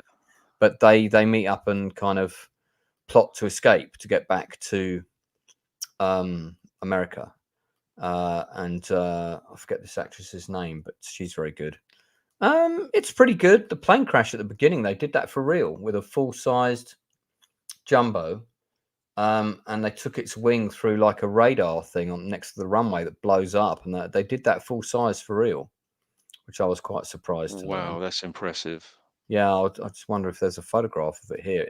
I mean, that shot is in the trailer for it, so I'll see if I can find the trailer. I seem to recall that when I was quite young, I was doing this film called The Holcroft Covenant at Oh yeah, Twickenham. yeah. And I think some of this was shot at Twickenham, or it was going to be shot at Twickenham, and I was due to go on it. But the Holcroft Covenant went into a little bit of a sort of extended shoot time, so I never got to do anything on it. I'm pretty sure it was the Holcroft Covenant at the time. But yeah, something like that. It was either that or, I don't know, Return to Oz, maybe. I don't know. Directed by Taylor Hackford. Taylor Hackford, yeah.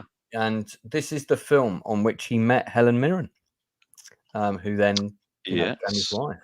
Yeah. So love to be a fly on the wall in their relationship. Yeah. But I just love Helen Mirren to bits as well. I think she's amazing. Yeah. So yeah, Isabella Rossellini, supporting cast: John Glover, William Hootkins, Shane Rimmer, good old Shane Rimmer, Mariam Diabo, who's in it, who'd just done a Bond movie, or was about to do a Bond movie. So filmmakers normally use models to film the crash landing of the aircraft, as expensive as a Boeing 747 is. For the filming of the crash sequence, a British Orient 747 at the beginning of White Nights, 2 different full-sized aircraft were used. For the touchdown, the production team purchased an older Boeing 707 from South America. It was converted with the famous hump, a painted cockpit, and a small vision slit for the original cockpit, so the stunt pilots could perform the live-action crash landing. Due to the size differences, forced perspective were used to give the impression of a large aircraft. And short actors used in a brief sequence where a vehicle is almost hit. Okay, to make it bigger, that's quite funny. So there you go. So that's right. It was that sequence is, I mean, the trailer must be on here, I would think, on the page. That shot. Yeah. Where it let's make this, hang on. That's really impressive though, isn't it? Yeah. Really impressive. Let me get I haven't been sharing my screen. God's sake, Nielsen, such an amateur. I was also working at the cinema when Red October was out, which we'll talk about in a minute. So I'm not going to put the sound on, but so this is I think this is the original trailer, and I'm pretty sure there's a shot of the plane hitting the radar when it crashes. If I remember rightly, well, it definitely was in the original UK trailer. Whether it's in the in this one or not, I don't know. I think this is the. There you go. There's the plane. Yeah. So this is the full-sized 747 mock-up. Yeah. Right. So that you can see they've modified the top of it there. So that's not a model. That's a full-size plane. So when that's all done for real. Fair play on that wing. Yeah, it did look really good. Play to 'em. I remember thinking it did look really good. Steve Begg would have done that with a model these days. And yeah, it was a good film. I give it 7 out of 10. It's not as gripping as it could be, and it's a bit slow in places, but it's a pretty good movie. Hunt for Red October is a good one to talk about because that's the first Tom Clancy book I ever read. And I remember thinking, and it's a real page turner, it's a great book. And I remember thinking, God, this would be a good movie. And I've still got an original poster for this. In fact, it's literally just out of arm's reach of me in a tube. But I went with my parents to see this on the opening night at the Empire Leicester Square, and they created you remember the laser show they had in there? Yeah. They created a conning tower with the laser show that kind of came up towards the audience and then sank again. It was kind of nuts. That's great. Yeah, I haven't found a video of that anywhere. They did a slightly different one for Batman as well, but directed by John McTiernan, who directed Die Hard. As soon as I heard John McTiernan, Hunt for Red October, I thought, this is going to be the bollocks. What we got was a good film, but not, in my view, we got a good film, but not a great film. If you've read the original book, you'll know that the ending, how they take out the submarine, is very different. I wish they had kept it as it was, which was the Red October kind of. The guy armed the missiles too fast. The missiles didn't explode on the October. The October came and then hit the conning tower of the attack sub and turned it upside down. And I was really looking forward to that sequence and seeing it, like how they filmed it. And that's not what they did. The attack sub ends up getting blown up by one of its own missiles or something stupid. I forget. Yeah, that wasn't as good as it could have been. There was some other bits that were really great in the book that kind of didn't happen in the movie at all. But it was pretty good.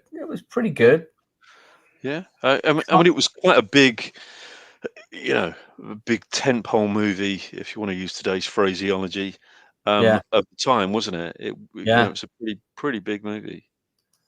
Yeah, I think at one point I had about 20 UK cinema quads for this. Oh, did you? Princess Di at and this the actual prop of the Red October was built on 2 massive tugs that they would tow around. So that was interesting. And I think also a lot of the actors who played the various kind of submariner roles did actually get to go on an American submarine and see how it worked. I'd be shitting myself if fuck that noise. I mean, Jesus Christ. You wouldn't get me inside one of those things for love nor money. Yeah, I just I mean the pressure of it and just my God, the thought of being in one just terrifies me. Yeah, does me too. It's interesting because this is the first time we got to see Jack Ryan. I wish Ryan was played by Harrison Ford. I don't know. I like Baldwin in this. I was actually, when I heard he wasn't coming back for Clear and Present Danger, which is an even worse adaptation of the book that hasn't got anywhere near as much action as the book has. I was quite disappointed. I wanted this guy to carry on playing him. I liked his portrayal of Ryan. I did. Patriot Games is, in my view, is the worst adaptation of the Ryan novels, because the ending of the Patriot Games novel is is the attack on the house, and in the novel it's Charles and Di who are the targets. So okay, they decided for the film they couldn't have Charles and Di, because by that time Charles and Di were not together, and so fair enough. So they made it just kind of two sort of, I think they're two minor royals or something like that, or whoever they are. But that's fine. That difference doesn't mean anything. But the ending was basically that those guys arrive on those boats, and then you have that really long, stupid boat chase sequence, which obviously is filmed in a water tank. Yeah. With Sean Bean, that I just found was really boring. Whereas the actual ending is the house is protected by 2 police squad cars. There's a whole load of FBI or Secret Service agents, and this power lines truck turns up, and the guys stop it, and it pulls up, and the door on it slides, and this guy's got an M60 machine gun mounted on a tripod in it, and he mows down like all the Secret Service agents, and 2 guys jump out the truck with 2 Laws rifles, and they blow up both of the cop cars. And I'm like, this is all on the page. Why is this not in the movie? Where is this action scene? Is amazing. It's in the book. Why are we not getting it? I was really disappointed in Patriot Games. I thought it was proper weak. I didn't like the score either. The score was James Horner, and it was just one of those lazy Horner scores where he just kind of remixed some bits from Willow and some bits from something else. But that's the thing that's mounted on the 2 tugs. That's the prop, the big prop sub that they built. But the casting on this was pretty good. I thought the actors were all pretty good in this. Yeah. The blag of kind of, let's have everyone talking Russian at the beginning, and then we'll zoom in and zoom out, and then they're talking in English. Kind of works. It does. But you, I always prefer everything in its native language, if I'm honest. I would have been quite happy for them to have talked Russian the whole time, but then Sean Connery probably didn't want to do that. I mean, I'd like to see, actually, I'd be very happy if Netflix made a 6-part miniseries. Oh of God, October. What a great idea! I'd be very up for that. Yeah. I've no idea what no idea what this means. So Darth Plato, I know you speak 20 languages, so if you could translate for me, that'd be awesome. Yeah.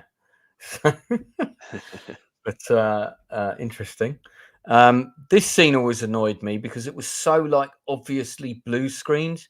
You know what I mean? It was just like they obviously weren't there. It was all like back projection, and then he suddenly goes, "See that island over there? That I fished on that island with my dad or something," and it was just like, "Oh, this bit's a bit naff."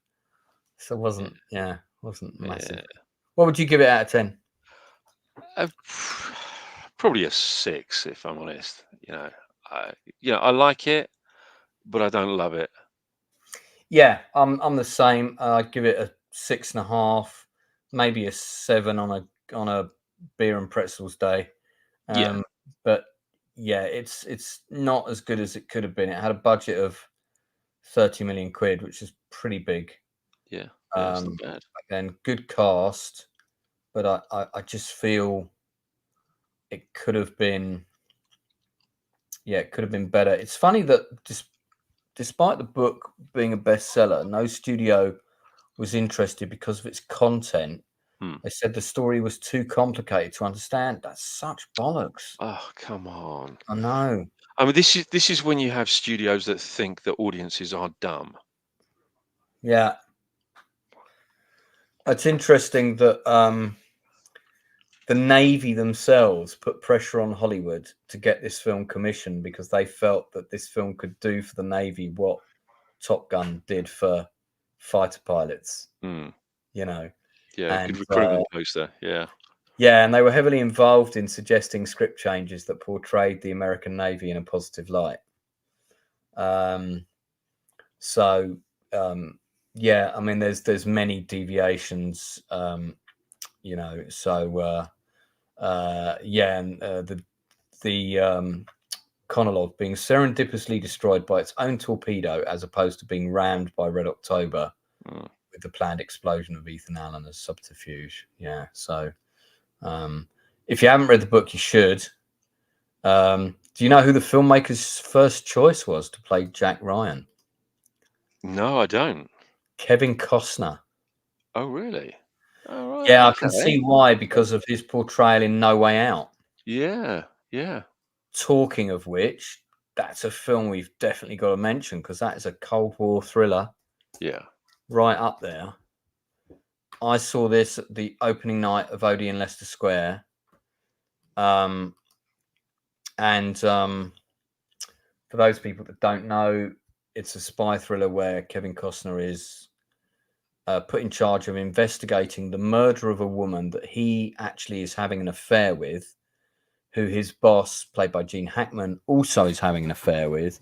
He knows that his boss actually killed the woman, but he also knows that the way that the investigation is going to be framed is that they're going to try and set up the other man who's having an affair with the woman to take the fall for the murder. So he's investigating a murder that can only lead back to him, even though he didn't commit it. It's a great story. Yeah. You would have thought those same Hollywood executives would have said, "Oh no, it's too complicated." But yeah, really good film. Did you see this at the cinema when it came out? No, I saw this on video. It's Yeah, it's good. It is good. Very, very good. Yeah. It's also the film that first introduced me to actor Will Patton. Here he is. Here he plays one of the I think he plays the political secretary or something of Gene Hackman's character. Really, really quite nasty piece of work called Pritchard. And yeah, George D'Souza is great in this as well. Once this film gets going, once you've got the sort of the setup out the way, the first half hour, I guess, of the running time, it just doesn't let up. It's so tense. And I remember everybody in the cinema being on the edge of their seat and the gasps that would come out. And there's that one bit where, yeah, these are those two bad guys, one of whom is the actor who plays Quato in the Arnold Schwarzenegger thing, Total Recall. Total Recall. Yeah, that's Quato guy. I think Marshall Bell is the actor's name. Yeah, there's one time where these guys have been chasing him, and he finally gets to confront his boss, and he comes steaming in and is about to say something, and he goes, "And that's enough out of you," and he smacks a fire extinguisher into his balls or something like that, and everybody in the audience gasped. You know, they the proper felt the pain. Was pretty interesting. Who directed this? Who's the director of this? That's a good question. Let's have a quick look.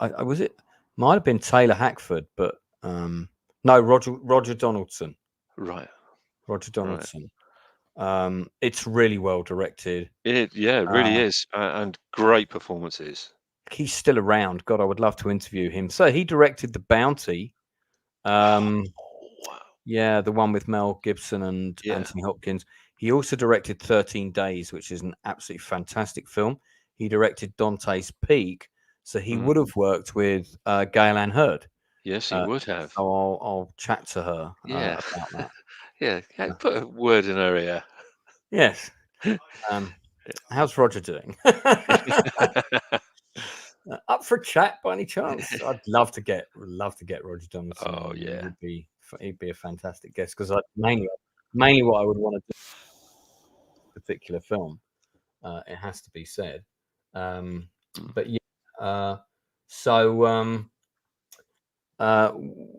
yeah, you saw it on video. What would you give it out of 10? Easy, a 9. Easy. Yeah, it's just so compelling. It's so compelling. Yeah, I think I'd give it a 9. The only reason I don't give it a 10 out of 10 is I hate that bit in the film where they put that cheesy song on during their sort of romantic compilation. Oh yeah. And there's no way out. That was clearly Yeah. like a Yeah. whatever. Let's get this song in. It'll be a marketing. Yeah. You know, somebody said somewhere. Yeah. And it's like, yeah, okay, whatever. So I'm just going to Google Translate to find out what this thing says. Do you have any other ones you want to mention, good or bad?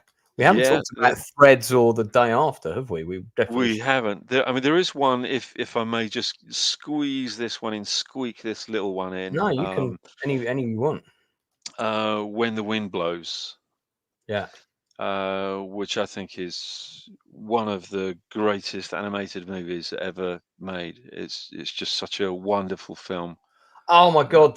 Yeah. With The John one, Mills, yeah. Yeah, the one done by Raymond Briggs. Raymond Briggs. Yeah. Yeah. It's. I mean, to be honest, it's actually quite difficult for me to talk about this because it brings a lump to my throat when I think about the movie. It's such a beautifully made movie. It's such a well-crafted, well-written, well-acted movie. The animation is staggeringly good. And yeah, Peggy Ashcroft. Peggy Ashcroft, yeah. Peggy Ashcroft I think she's still alive, isn't she? Is she really? I think she is. But this, this one really affected me quite profoundly, actually, which is exactly what movies are meant to do. And animation being the purest form of filmmaking. Yeah. I mean, when I went to the cinema to see that, I just didn't expect the sort of reaction that I would have had to it. And I was sitting there with a couple of my friends, and we kind of thought, yeah, this is going to be quite good. It's sort of Cold War, and by the end of it, we sort of looked at each other, and I thought, fuck, I'm going to cry in a minute. It's it's a lovely, lovely film about an elderly gentleman and his lovely wife, retired couple, and war is just about to break out. I think isn't there a flashback to when he was an air raid warden in World War II. Yeah. Yeah, and that resonated with me because that's what my grandfather did. Yeah. Oh, really? Yeah, because he was gassed in World War One, so he was given a medical exemption from serving in World War II. So he got one of the home front jobs, which is what a lot of the World War One veterans were given. They were like they were like the spotters for the RAF, spotting people or whatever. I'm obviously I got Peggy Ashcroft wrong.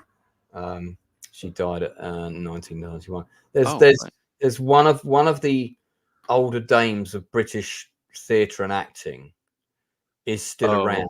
They did that documentary where Judi Dench, Helen Mirren, and a couple of others all got together. Would it be Sylvia Sim by any chance? Don't think it was Sylvia Sim. I can't remember now.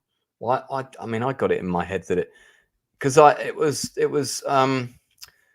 who was the actor who was married to Laurence Olivier? That was Joan Plowright. I think it was Joan. Yeah, Joan Plowright. So I'm thinking of Joan Plowright. Joan Plowright. Yeah. They're all brilliant actors of their generation. Yeah, I know. Really wonderful actors. But this is quite special. It is, yeah. And it's the naivety of these real innocent characters, and it really portrays the innocence of of people of that age, that maybe how they would have acted if they thought a war was coming, that it would be very simplistic, very nothing gray, very black and very white, and sheltering under the stairs. Well, they were following what was the ridiculous government guidelines. Nonsense government guidelines. I remember those leaflets. I was actually going to ask you this earlier on, if you remember the Protect and Survive leaflets that came through the door. I do. It was exactly the same as the South Park Duck and Cover Yeah, yeah, Might take off the doors, yeah, put them next to the most solid wall in the house, which was yeah, always deemed to be the one next to the staircase, yeah, and hide under that when the bomb yeah, goes off and yeah. fill Paint things up. paint your windows white. Paint your window. To reflect Yeah. any bright light. Oh, Uh, it's just nonsense, wasn't it? Absolute nonsense. And of course, we had, they used to have those public information films as well, as you no doubt remember. And Yeah. I think they were voiced by Patrick Allen. Um, Oh my God. yeah, Yeah. and which of course were parodied for Frankie Goes to Hollywood's Two Tribes. Right. Um, so yeah. Um, Yeah, like I say, people don't really kind of understand unless you were experiencing this period in time and considering the proximity that we were or are still to Russia, or as then the Soviet Union. But it was a very close thing, um, particularly one operation called Operation Able Archer. I don't know whether you know about Able Archer Yeah. at all. I think Darth Plato mentioned it earlier. Tell Oh, me right. more. Tell me Yeah, more. yeah. Well, Able Archer was a NATO maneuver in the North Atlantic, and the Russians had believed that it was the precursor to a preemptive strike on Moscow, Right. and the the all of the authorities in Russia were mobilizing troops, but worse still, they were firing up all of their ICBMs. Right. It was only due to a spy whose name I can't remember, but it was a British spy. It was a Russian gentleman, and he contacted. I think he was working in the KGB archives, Right. and he contacted his British contacts and said, "You've got to stop this. This is getting serious. Russia are actually ready to go. They're ready. Their fingers are hovering over the buttons." Right. And he got through to Thatcher, and then it got through to Reagan, and everybody was stood down. Um, I'm amazed that there hasn't been a film made about that. there's a fantastic book by Ben McIntyre, and it's called oh my goodness me, for the life I've got it, but I can't remember the title of it. Because I remember also that NATO did a massive exercise in behind the Berlin Wall, Yeah, and it was called something like and it was on the news. And it was called Operation. it Not wasn't Operation. Crusader, was it? Was it Crusader? Might have been or Leopard, something like that. And it was Yeah, a huge exercise. It took place around 85, right. and it was on the news. I remember it was on the news, and I remember that we did this Duke of Edinburgh's awards scheme, and there were 3 army squaddies on it, Mm, and one of them was proper full of himself. mm. And I remember saying to him, did you take part in Operation blah blah, and what were the results? Because it simulated a Russian invasion of Europe. Yeah. And I can't remember the name of it. Don't think it was Crusader. I don't think it was Leopard. I remember. It was Operation Lionheart. Right. Okay. Operation Lionheart. Yeah, that was it. So I might Google that in a second. I knew the name was going to come to me. Funnily enough, though, and I've worked out how to share my sound now. Here's that Patrick Allen thing. Similar animation to When the Wind Blows.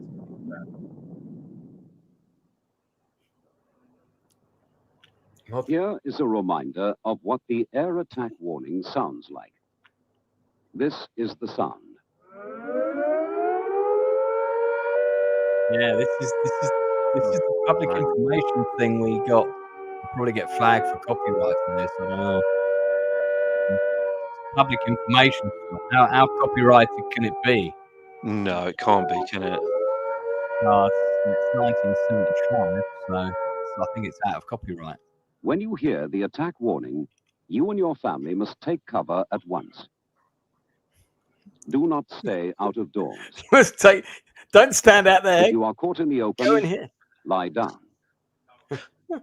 And now here is a reminder about fallout warnings. Oh, okay. When fallout is expected, you will hear 3. Anyway, you get the idea. Yeah. I mean, how naive do you have to be to fall for any of that? And of course, you set off my dog. Yeah. Thanks, Lance. and that was exactly the point of When the Wind Blows. Wind blows. Yeah, it was. It was sort of. Yeah, the whole point was that this couple who had lived through World War II and were now in their sort of 60s in the 80s or late 60s coming into their 70s, elderly couple, would just sort of typical conservative, do what the government tells you. Yeah. That if that's the procedure, that's what they expect to happen. Yeah, it's a really beautiful film. I remember I went to see it with my, that's a flashback to the day of their wedding, isn't it? I went to see it with my then first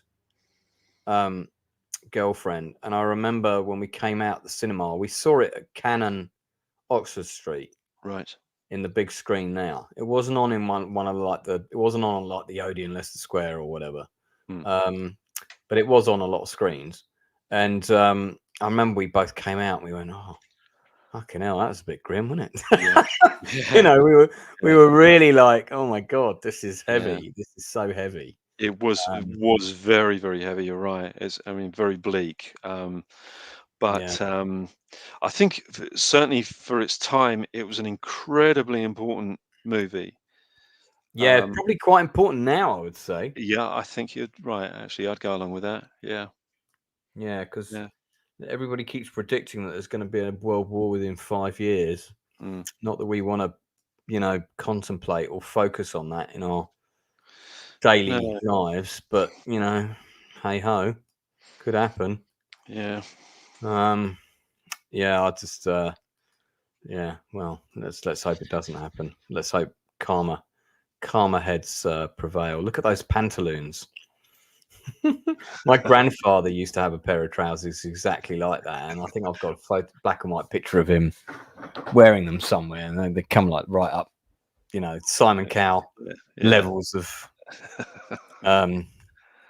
Talking of which, what's that guy done to his face? Oh, God, you know, dude, you looked good. You were a good-looking guy. You could have just aged gracefully and still looked good. Well, what did you do to yourself? Well, I think I've remembered the title of that book. I think it's called The Traitor and the Spy. I think, but it's by Ben McIntyre, and it explains everything about Abel Archer and how close we were to World War III back then, and we were dangerously close. Let me check it on. Let me check it on Amazon. I think it's The Traitor and the Spy. The Traitor and the Spy. Yeah, because I mean that, you know, in the context of 13 Days, you could do a really good European kind of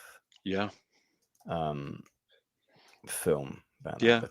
I've always been amazed at why there hasn't been a movie or TV show that's been made about the Bricksmiths boys, the guys that were officers in the French, British, and American armies, and they could cross over into the Eastern Bloc, and they could drive around, provided they didn't stop, and they could observe things. And there's a couple of very, very good documentaries on Bricksmiths on YouTube. Right. And they were incredibly brave men. That sounds interesting. Yeah, I mean, just look up Bricksmiths, Brixmis, on YouTube afterwards, and I've seen this in bookshops. I remember this cover. Yeah, the greatest espionage story of the Cold War. I mean, I'd be surprised if this must have been optioned by someone. Yeah, I think it has been optioned, but I don't think anything's happened just yet. I mean, I know a number of Ben McIntyre books have been uh, kind of kind of made. I mean, obviously you had Rogue Heroes, the SAS thing that's been on the BBC, Oh and yeah, I forgot that's a Ben yeah, McIntyre, but I mean that show was all right. yeah, it It was didn't quite like the guitar music and no, everything. Yeah, it didn't bother me as much as some people, but I would have preferred a traditional score. yeah, And it yeah, really felt like what are we pandering to metalheads here to get yeah, them into the yeah. what's the purpose of this nonsense? you know. But yeah, So but also um we had Operation Mincemeat, which I thought was a massive disappointment, and yeah, I actually, yeah, that was just a very sort of by the numbers movie, to be it honest. really was, yeah, Heard the and that's a stage shame. player. Heard the stage play of that was pretty good. Oh, right, Um, okay. yeah, they did a sort of I can't remember if it was a musical or what it was. I'm just trying to find out if this has been optioned, but nothing's coming up. Um, let me just go into Google, do it direct. But he's certainly Yeah, one of the best authors of Cold War and World War II history. He's right. just fantastic. Um, Agent Sonia's another good one. Um, what else?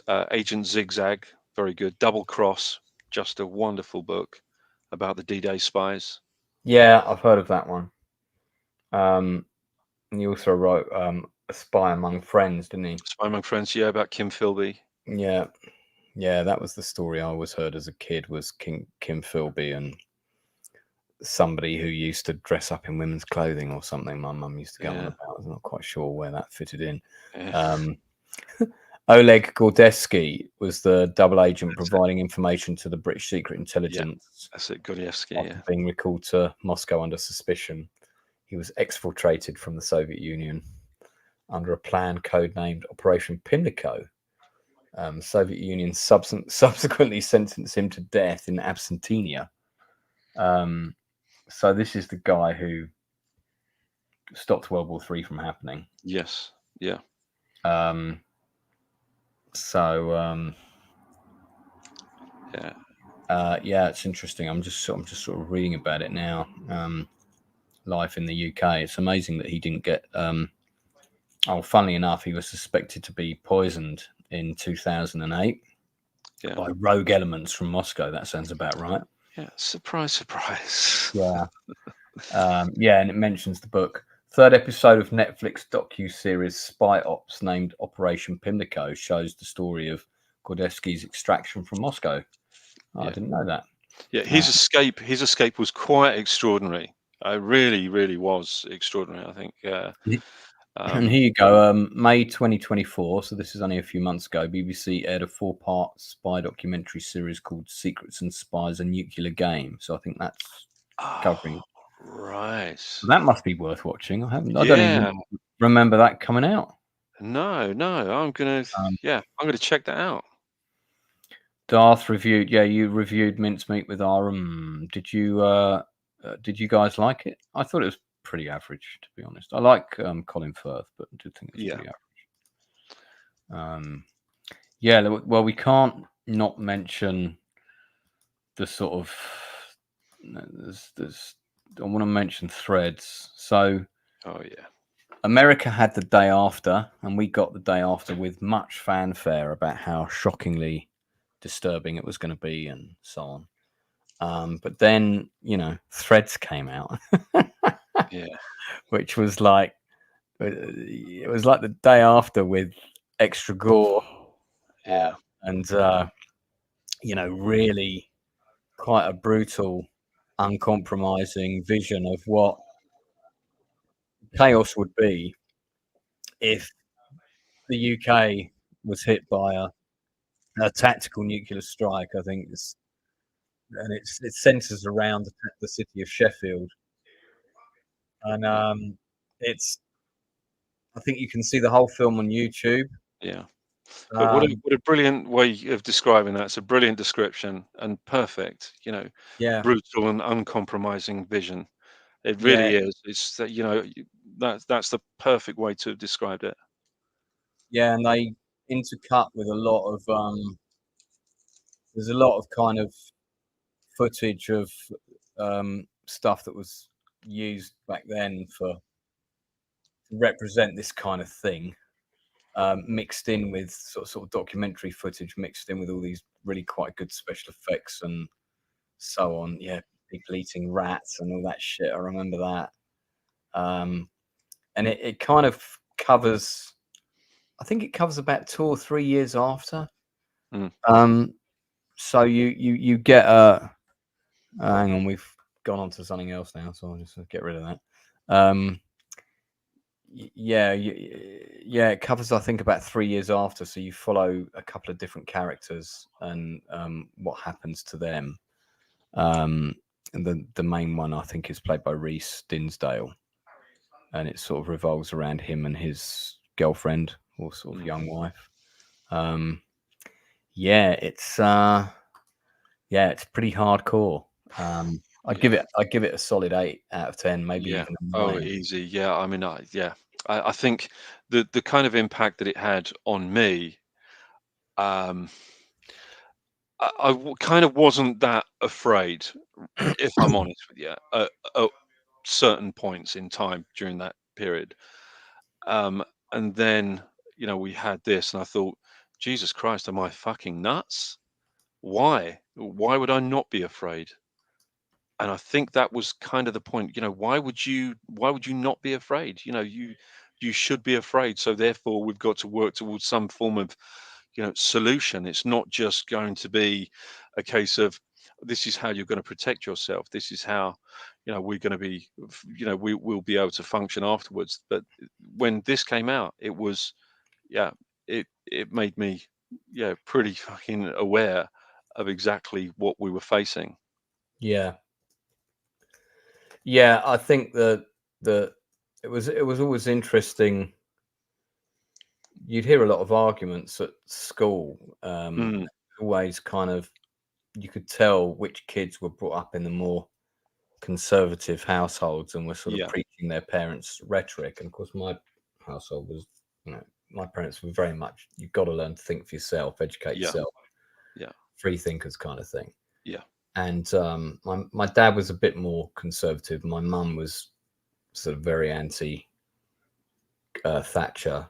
She loved Thatcher at first. Actually, she liked Thatcher in the beginning, but she didn't like the fact that we went to war with the Falklands. I remember her shouting from the kitchen with my dad, "Of course we're at bloody war!" And there was all these visions that we were going to have Argentine planes somehow bombing London. I don't quite know where that all came from, but I think at some point that was discussed in our house. But I think the thing that this film really kind of underscored was, look, you don't want to live in this, in the aftermath of this. This is not a life you want. And it was quite hard for the sort of kids who were a bit more like all in favor of the nuclear arms race and everything to sort of justify that, we'll win a nuclear war and it'll be fine. And it's like, the guy who played the traffic warden, by the way, is an actor called Michael Beecroft. And at the time, he basically just dabbled in a bit of extra work. Right. And these documentary filmmakers were making a documentary about the background of Threads, and they wanted to talk to him, and they found him. He's still alive, aged 84. I think this was like last year. Him. Yeah, and there's a great article. I'll show you quickly. You can see him now. I remember reading this when I watched Threads. Not there he is now. And he said the filming was just a day's work, and he was unaware of the image's impact. Written by Kes author Barry Hines. Mr. Beecroft, who's lived in Barnsley all his life, said at the time he was on the club scene, travelling around Yorkshire and North England for gigs, but work was drying up. That he was then aged 44. He recalls it was a very cold, wet, sleety February Sunday, and when he went along to film, yeah, I guess a lot of it the filming took place in the winter so that they could get that kind of bleak sky. You don't want to film it in the summer, do you? No. Yeah. So yeah. But it did have quite a profound impact. And if I remember rightly, it was discussed high and low across all of the channels. Yeah. You would have discussion programs just talking about, how realistic and how unrealistic it was. And They had a screening of it at our school, actually. yeah, we did. Yeah. Yeah. And, because they were always like the art teachers were always the ones who had the C&D badges on their cars and, corduroys. on their pashmina or whatever, Yeah. corduroy trousers, Yeah, brown corduroy. sandals. Yeah, and they were all sort of. There was a group of them that they were all. You could tell they were all sort of very left leaning. Yeah. And Miss Bayer, who was the art teacher, I think she spent her summers at Greenham Common. My sister did, actually. My sister went to Greenham Common. She was weirdly, this is how strange it was, that coming out of school one day, there was a group of women there, and they were handing out these leaflets and said, "Oh, we're going to have a great day out. It's going to be all girls together, and what we're going to do, we're going to be on the news. There's going to be television crews there, and lunch will be provided, and drinks. There'll be toilets and everything. So everything will be taken care of, and we'll coach you all up to Greenham Common." And she got there and she said it was the most miserable day that she's ever had. She was just stuck in a field, no toilets, no food, pouring down with rain, covered in mud. And I remember when she walked through the door after being at Greenham Common, and I said, "Oh, we've been watching the news, at you and the rest of the women at Greenham Common." And she said it was horrible. Was she on the news? Did you see her? No, I didn't see her. No. She said she didn't even get so much of a glimpse of a camera. Because there was that became like this real community of these sort of leftist hippie women. I guess I'm being a bit broad description. No, I think that's fairly accurate, and a lot of them were there. They didn't. Am I right in thinking some still live there, or it was a community for quite a long time? I don't know. It was, yeah. Because it's abandoned now, isn't it? Greenham Common. You're probably right. I don't know for sure. I would assume that you're absolutely right on that. Because it was at the time, it was the airbase that the American bombers were stationed at. That's right. They were stationed there, and they were stationed at Lakenheath. Yeah. I've got the day after up. We'll just mention the day after quickly. So the day after is basically the American NAF version of Threads. It's all right. It's about 6 out of 10. It's not great. It's quite I mean, this was like massive. It was good that it happened. It was good that it was made. I think it was quite groundbreaking. The fact that it got made at all, nothing short of a miracle. Because let's be honest, American sort of governments didn't really want anyone to be portraying nuclear detonation on film. Jo Beth Williams from Poltergeist there. I always remember this shot where you got these people in the Midwest kind of on a farm, and little did they know, in the field next to them they've got like a missile silo. So the whole sequence when the missiles are launching, which we don't really get in Threads, is very, very effective, all of that. But there's a lot of stuff in this sort of stuff is well done in the day after. This sequence goes on for about a minute, where you just see all these different people getting vaporized into skeletons, like this is a wedding, and they're all just like vaporized. So yeah, I mean, it's I don't know, it's all right. I watched it not that long ago. Oh, I didn't realize Steve Guttenberg was in it. Look at that. He plays one of the Hicks. That's one of the Hick guys.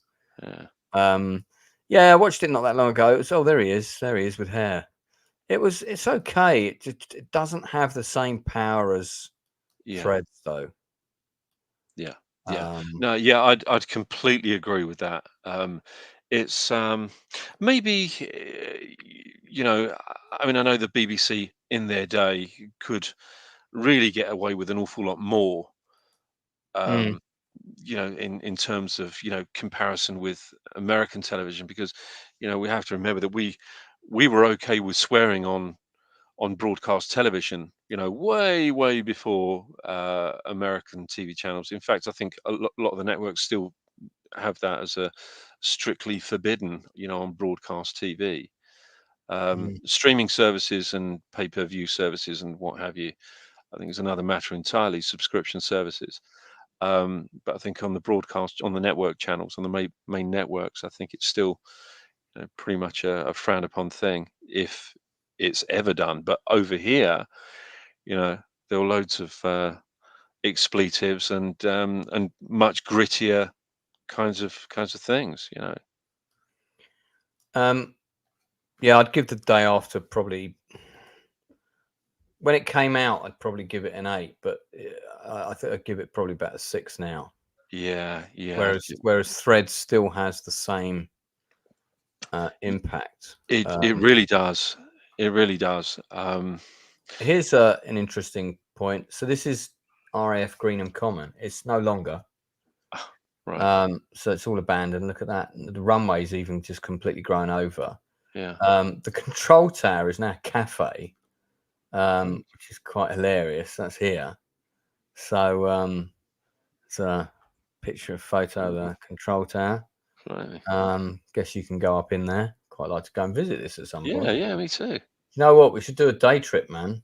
Oh, do you know what a great filming location that would be as well? Why don't we should go and do this like this week or something. And I'll come up somewhere where you can pick me up and we can go. I don't know how far away is this? Newbury. That's not that far. Newbury. We can do Newbury in a day. We can also go and visit the watership downhill at the same time. Look, see, it's just here. Obviously far more important. There's also a very cool history museum in Newbury somewhere, but I don't know where the bit is that the women occupied and had. They kind of had a tent city, didn't they? And all of that. Yeah. I know they were there for a while, but I don't think that's still there. But and this would have been where these are the bunkers where the planes would have been, I imagine. Yeah. Yeah. So now Eden Motor Group. Be great to go and have I guess you can see a fair bit of it from here. I guess we can go to the control tower, so we can go and have a look at the control tower. That'd be fun. Greenham Common half marathon. There you go. Convenient golf course located for army commanders, no doubt. Sounds like Fallout. It's a very different show from Fallout. Testament. I've not heard of this one, Dan. Testament. Have you heard that? No, don't know it. No. Yeah, let me look that up on IMDb. It's interesting. The Day After rates at 7 out of 10 on IMDb, but Threads rates at 8 out of 10. Yeah. So case dismissed. Yeah, there you go. Let's have a look at Testament. I'm going to get all kinds of religious films coming up now. Testament 1983. This must be it. The life of a suburban American family is scarred after a nuclear attack. Oh, okay. Hang on. Let's have a look at the trailer for this. It's only 1 minute 13. I should be able to share this so we can both hear it, because I figured out how to do that now. So I'm probably going to get all kinds of copyright flags on this stream, but anyway. So that's quite big, isn't it? Here we go.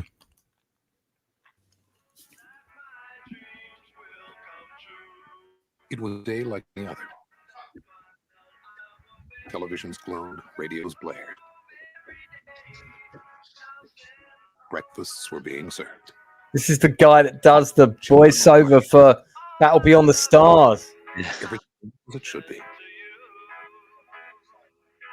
The trailer, Space Raiders, the same guy. Yeah. I think that it could never be that way again. I recognise that actress. Okay, that's kind of long-winded title setting thing. Yeah. People who first saw it will never forget it.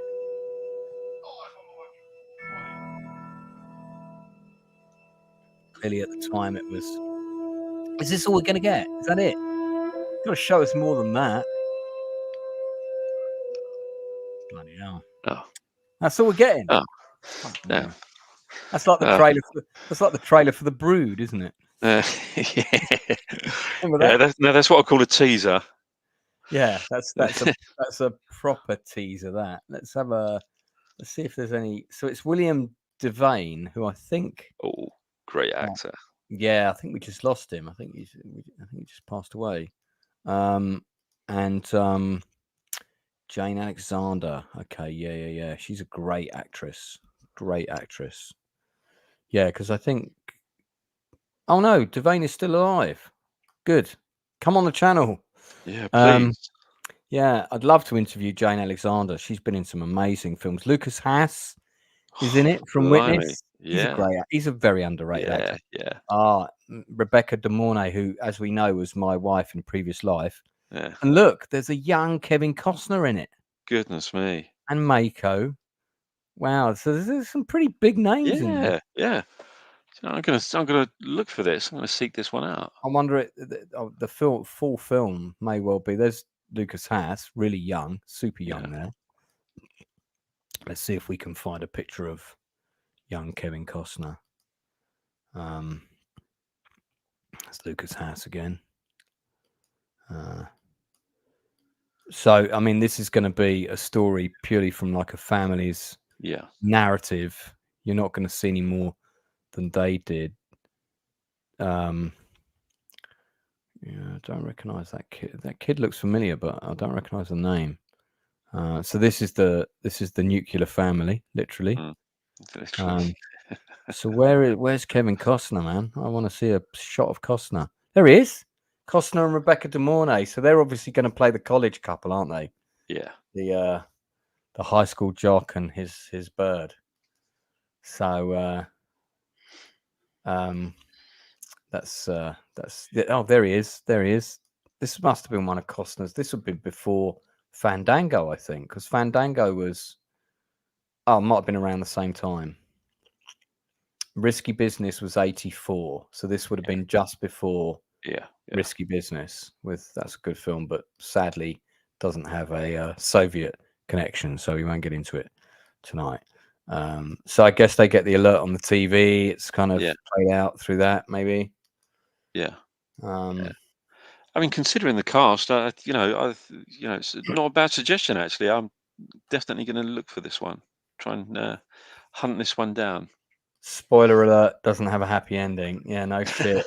I'm guessing like suddenly a bomb goes off or some shit. Yeah. Let me see if it's on before we start to wrap up. It's coming up to midnight.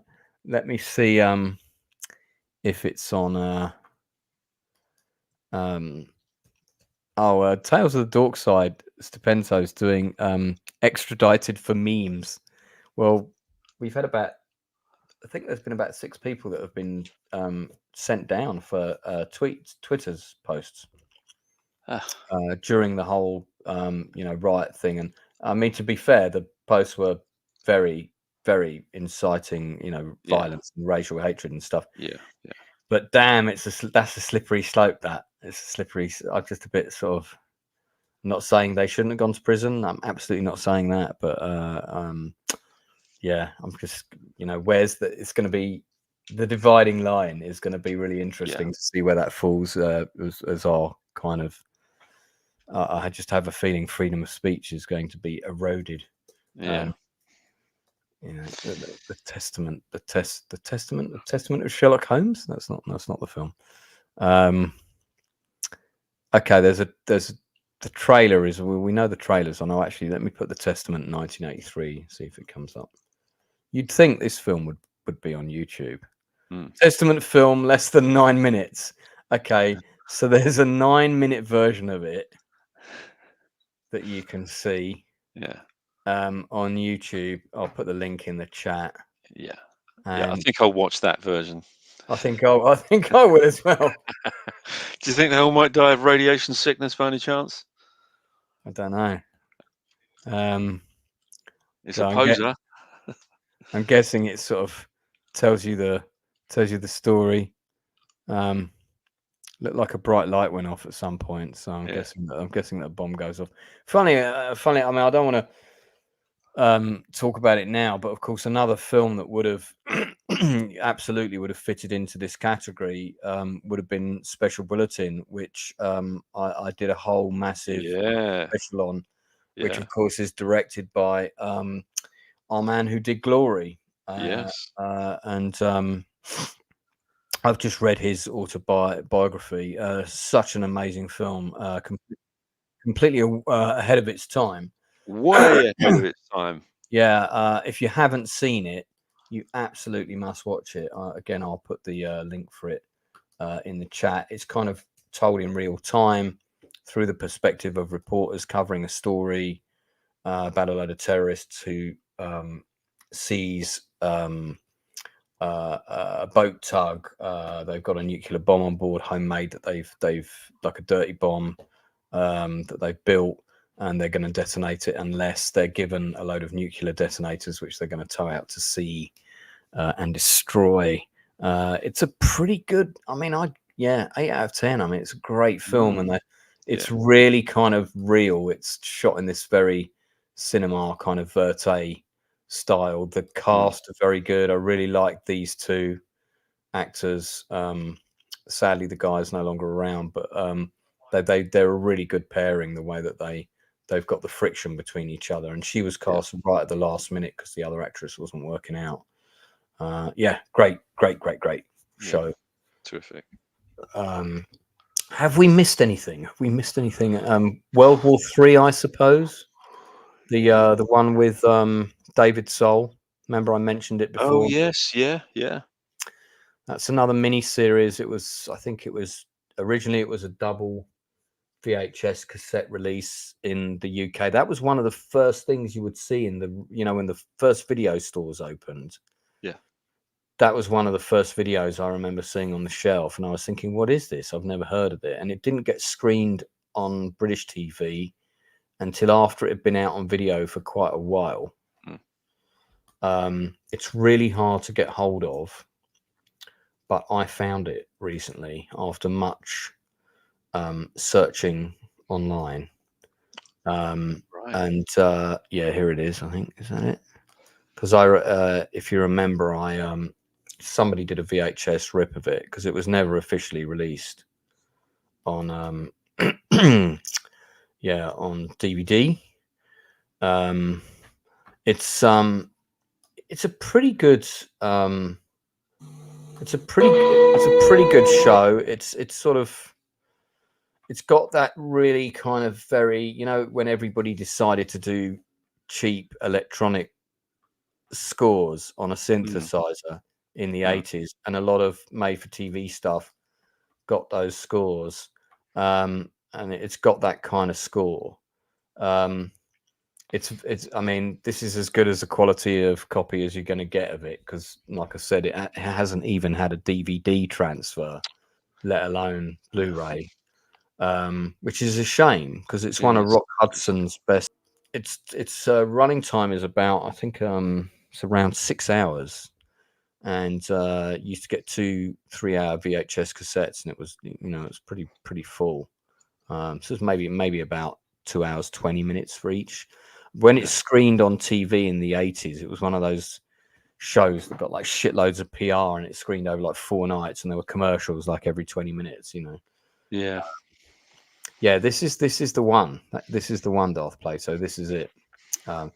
Miracle Mile is a I don't know if I'd put that as a Cold War movie. I mean, do you know the one he's talking about? No, I don't. No, I'm afraid not. It's a mad film starring Anthony Edwards. I actually saw it at the cinema, and it's about a guy he goes on a date. The date goes really well. He's supposed to meet the girl again that night.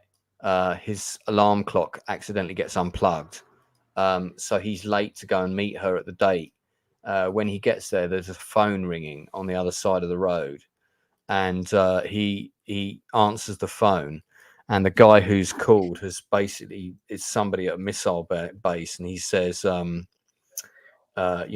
war has started, and gradually this news sort of slowly seems to seep into the public, and it's kind of a weird sort of.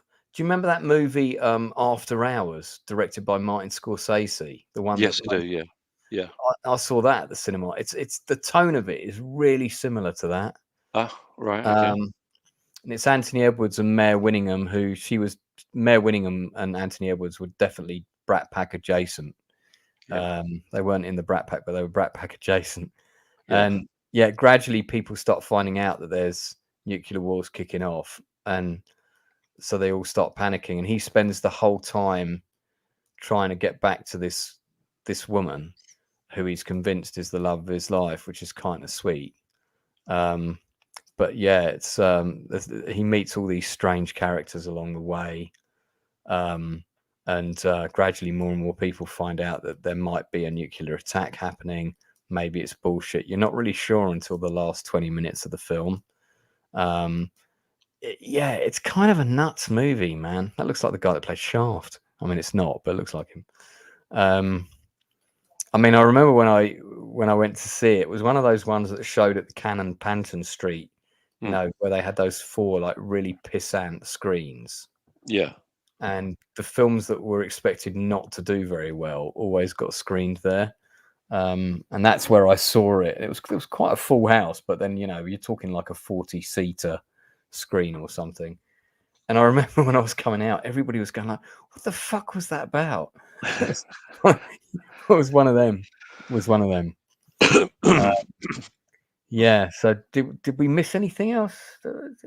Oh, crikey. Probably have, but Fourth Protocol, maybe. Yeah, with Michael Caine. Yeah. And I suppose, yeah, I'll tell you what, let's finish with these 2, because we did miss one of my favorites. The Fourth Protocol, and then based on the Frederick Forsyth book. Yeah, no. Well, funnily enough, I watched the ending of this not that long ago, but I saw it in the cinema. I think, again, probably with my first girlfriend. And actually, I wasn't sure if it was going to be any good, and it was surprisingly like gripping, especially the last 20 minutes. Yeah. Based on a book by Frederick Forsyth, of course, is like a sort of Cold War thriller bestseller. Stars Michael Caine and a very young, attractive Pierce Brosnan. Yeah, God, he's fucking suave in this. He's super suave. Yeah. He plays a Russian agent. Yeah, I used to have that poster. I haven't got it now. Once again, you got Joanna Cassidy in it as a Russian agent. It's really, really clever because this guy thinks he's working for the Russians, but he's not. He's actually working for a rogue guy who's sort of set up his own scheme, as it were, and wants to start World War III. But this guy believes he's actually acting for country. So he's been set up as well, which is kind of because the whole thing is designed so that everybody who's involved in the plot will die. Yeah. So that it can never be traced back to the Russian guy who's actually responsible. Yeah, it's good. It's good. It's a good film. Yes, it's not a bad movie. Yeah, I mean, I remember seeing an interview actually with Frederick Forsyth. I believe that he was writing the book at the same time as the script was being penned. Right. So I think it was kind of being done in tandem rather than being technically, technically based on a book. I think that the book was being written at the same time. I wonder, much like 2001. I wonder how. No, was 2001 the book written at the same time as the film was being? Yeah, in fact, the film was written before the book, so it was. That's nuts. It's really really weird. again, there's a great book called Space Odyssey, which is about the making of 2001, and it talks very much about the way the ideas were fermenting, and when the script was being done, he'd worked on the script. He'd had more of the story of the script before he had the majority of the book done. So yeah, it's quite strange. This was directed by John Mackenzie, who directed The Long Good Friday. Yeah. So, of course, The Long Good Friday is the very first appearance of Pierce Brosnan in a movie. Yeah, of course. Kind of nice that he remembered him. Yeah. And it's interesting because John Mackenzie began his career with Ken Loach, acting as the latter's assistant director. Ken Loach still alive, still going. Yeah. We lost John Mackenzie in 2011. But I'm just curious to see if I never read whether Frederick Forsyth liked it or not. I'm just curious to see. Critical response. Here we go. This is mainly from Howell's Film and Video Guide described it as very competent but somehow old hat espionage thriller. Yeah, I thought it was fine. I mean, I guess it's very of its time. It's very Cold War 80s, which is what it's about. Yeah, that's right. It's funny talking about Halliwell's Guide. I mean, that was my pre-internet, if you like. That was my pre-internet IMDb. Is to get the Halliwell's film cover, Halliwell's Film Goers Guide every year. Yeah, everybody used to have one of those. Good God, Frederick Forsyth is still alive. My God. I mean, it feels like he's been around forever because he wrote Day of the Jackal. We've got a new version of that coming out. Yeah. I mean, so I'm just. He's wrote something called The Fist of God. That's not been. Fourth Protocol, Dogs of War, The Odessa File. They've all been made into movies. Yeah. So maybe people thought The Fist of God wasn't a good title. But I'm just married twice. First, a former model, Carol Cunningham. And he was briefly with Faye Dunaway. Yeah, that's interesting. Yeah. So, obviously a man of patience, I would say. Yeah, indeed. I'm just sort of like I'm just looking to see if I can't see anything about his view on whether he liked the movie. But I would say the best adaptation of any of his books has got to be The Day of the Jackal. Oh, it's brilliant. It's brilliant. Although I love Odessa File. Yeah, that's pretty good. Yeah. That's pretty good. Yeah, just I mean, I watched that again recently. That was again. I'd forgotten how good that was. That was with John Voight. John Voight, yeah. Yeah, it's one of those ones that you think Michael Caine's in it and he's not. Yeah. Yeah, and Mary Tam. She was one of the Doctor Who assistants in the Key of Time story arc. She was the female in the Odessa File. Oh right, yeah. So pretty cute. Yeah, interesting. So the other film I want to mention to sort of finish on definitely would be one of my what I would call sort of Cold War favorites would be Crimson Tide. Oh yeah. Forgot all about that. Such a good movie. I know. I nearly forgot about it myself. I mean, this is, in my view, this is superior to The Hunt for Red October in every sense. Oh yeah. And it's actually, funnily enough, it's amazing how little action there is in Crimson Tide, as opposed to tension. The main action is really there's a submarine attack, which comes at the wrong time, causes a lot of chaos. But the rest of it is all tension with the various dividing groups, the people that are for the captain, the people that are for the first officer, and whether and the ship nearly starts a nuclear war, which hasn't happened. But it's incredibly gripping. It's almost like a really well written stage play, Yeah. I'm quite surprised that the National hasn't gone into the Olivier space and built a huge half cut of a submarine and like Oh, reenacted this. wouldn't that be amazing? Would be amazing, yeah. Would be incredible. I mean, that would just be so good. Yeah. It would really work as a play. It absolutely would if Yeah. you did it in the right way. And you'd probably need to have some like video screens to sort of enhance the like they do at concerts, you know, to Yeah. get close on the actors' faces so everybody could see the sweat dripping off people. And Yeah. but yeah. I mean, I know Quentin Tarantino did a polish on the script. His bits stick out like a sore thumb. Yeah. Not there's anything wrong with them. They're fine. It's just sort of. But I saw this at the cinema. Absolutely loved it. I've got the soundtrack on CD. I think it was just around the time I sort of stopped buying them. Tony Scott directed it, didn't he? Mm-hmm. Yeah. And this is, I think, one of the last collaborations between Don Simpson left, who's passed away, and Jerry Bruckheimer. I'm amazed we haven't had a drama about the life of Don Simpson.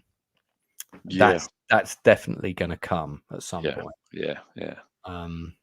And Tony Scott, of course, you know, quite a tragic ending to his life. Yeah. I mean, just terrible. I mean, what an immense loss. You know, I mean, not just to, I mean, obviously to his friends and family, but to us as cinema goers, of people who like entertainment, and whether you love or loathe Tony Scott's work, it's nothing but entertaining. It's just proper entertainment. And it's just a terrible shame. I mean, I remember working on a film called Spy Game. Right. First on this film, Spy Game, and which he directed, and he walked on the set, and he had this pink T-shirt on. He had a pair of black lycra cycling shorts with a pink stripe down either side, a pair of sandals, a crimson tide that cast and crew hat that had been washed with an inch of its life. Right. And he was sporting, and I shit you not, a 2-foot long cigar. This cigar was massive. It was massive. And over the period of this shoot, you know, this thing would be gradually going down and down and down. But yeah, this cigar was about 2 foot long. No word of a lie. But he's just seemed a very, very happy, very not just likable, actually quite a lovable kind of person, you know. And it's just a terrible, terrible loss. I found a picture of him on the set of Spy Game, not with the lycra, but I can see the crimson tide hat, and it's proper faded. It's kind of, it was presumably that hat was probably red at some point, but I would say so. Yeah, it's like lost all it's probably been out in the sun quite a bit. It's lost all its color, isn't it? Yeah. I mean, man. I remember when that happened, and I thought, oh God, he was really someone I really wanted to meet, you know. And I was just thought, that's never going to happen now. It's a really good supporting cast in this film. The supporting cast in this film are, I mean, even though, you know, Hackman, Washington, two powerhouse actors going at it. Yeah. And you need two actors with a bit of an ego in this film for this to work. I think they perfectly cast the right people. But the guts of this cast, you know, are amazing. You've got George Dzunza in there. All the young actors that are in this have gone on to do massive things. There's what's his name? God, this guy. Forgotten his name. But everybody in this is like at the top of their game. Absolutely top of their game cast. Viggo Mortensen. You know, Danny. I forgot his surname. It begins with N. This guy. He was also in The Rock. Yeah. That's Matt Craven, I believe. I mean, these are all, you know, you know, and George D'Souza. This is probably George D'Souza's best role I've ever seen him. You know, that sequence where he says, you know, where the guy says thank you, and he's like, thank you, fuck you, but you know, the way the captain spoke to you was completely improper. So he sort of, you know, he didn't side with the captain, but he's really conflicted. It's just so well done, the whole thing. I do need to sit down and watch this at some point. I've got this on DVD, but I don't have the Blu-ray of this, which I probably should get.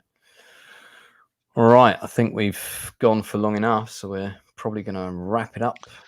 Just quickly, what would you score Crimson Tide? 10. Yeah. Absolutely. Yeah. Not even any hesitation. Yeah, it's a no-brainer, isn't it? I was going to say exactly the same For me, thing. it's a perfect film, perfect script. Okay, so some people don't like the Tarantino add-ins. I don't mind them personally. I think they give it a bit of flavour. It's not beyond the realms of possibility that sailors would talk about favourite comic book characters and have arguments about it. You know, I'm assuming that this was kind of some quid pro quo deal that he did regarding True Romance. I'm assuming. I don't know what the story is behind that. I think by the time this came out, he was huge because he'd done Pulp Fiction had come out. Because I think this was 96, and I think Pulp Fiction was 94. So anything that had Tarantino's name or could be mentioned in PR, even though it was a sort of uncredited, I think was just used as a bit of a PR thing to get. Yes, he was the bloke in the wheelchair in No Way Out. Well remembered. That's also George D'Souza. That's actually, that might be his best acting role. Might be in No Way Out. That's now you've got me conflicted now. Two pretty similar characters, actually. Yeah. Very similar characters. But yeah, great. But I don't know the story about that. Released as USS Alabama in other countries, clearly in France, because that's the French poster. Right. So, you know, what's this? Hang on. Unrated extended edition. Didn't know there was one.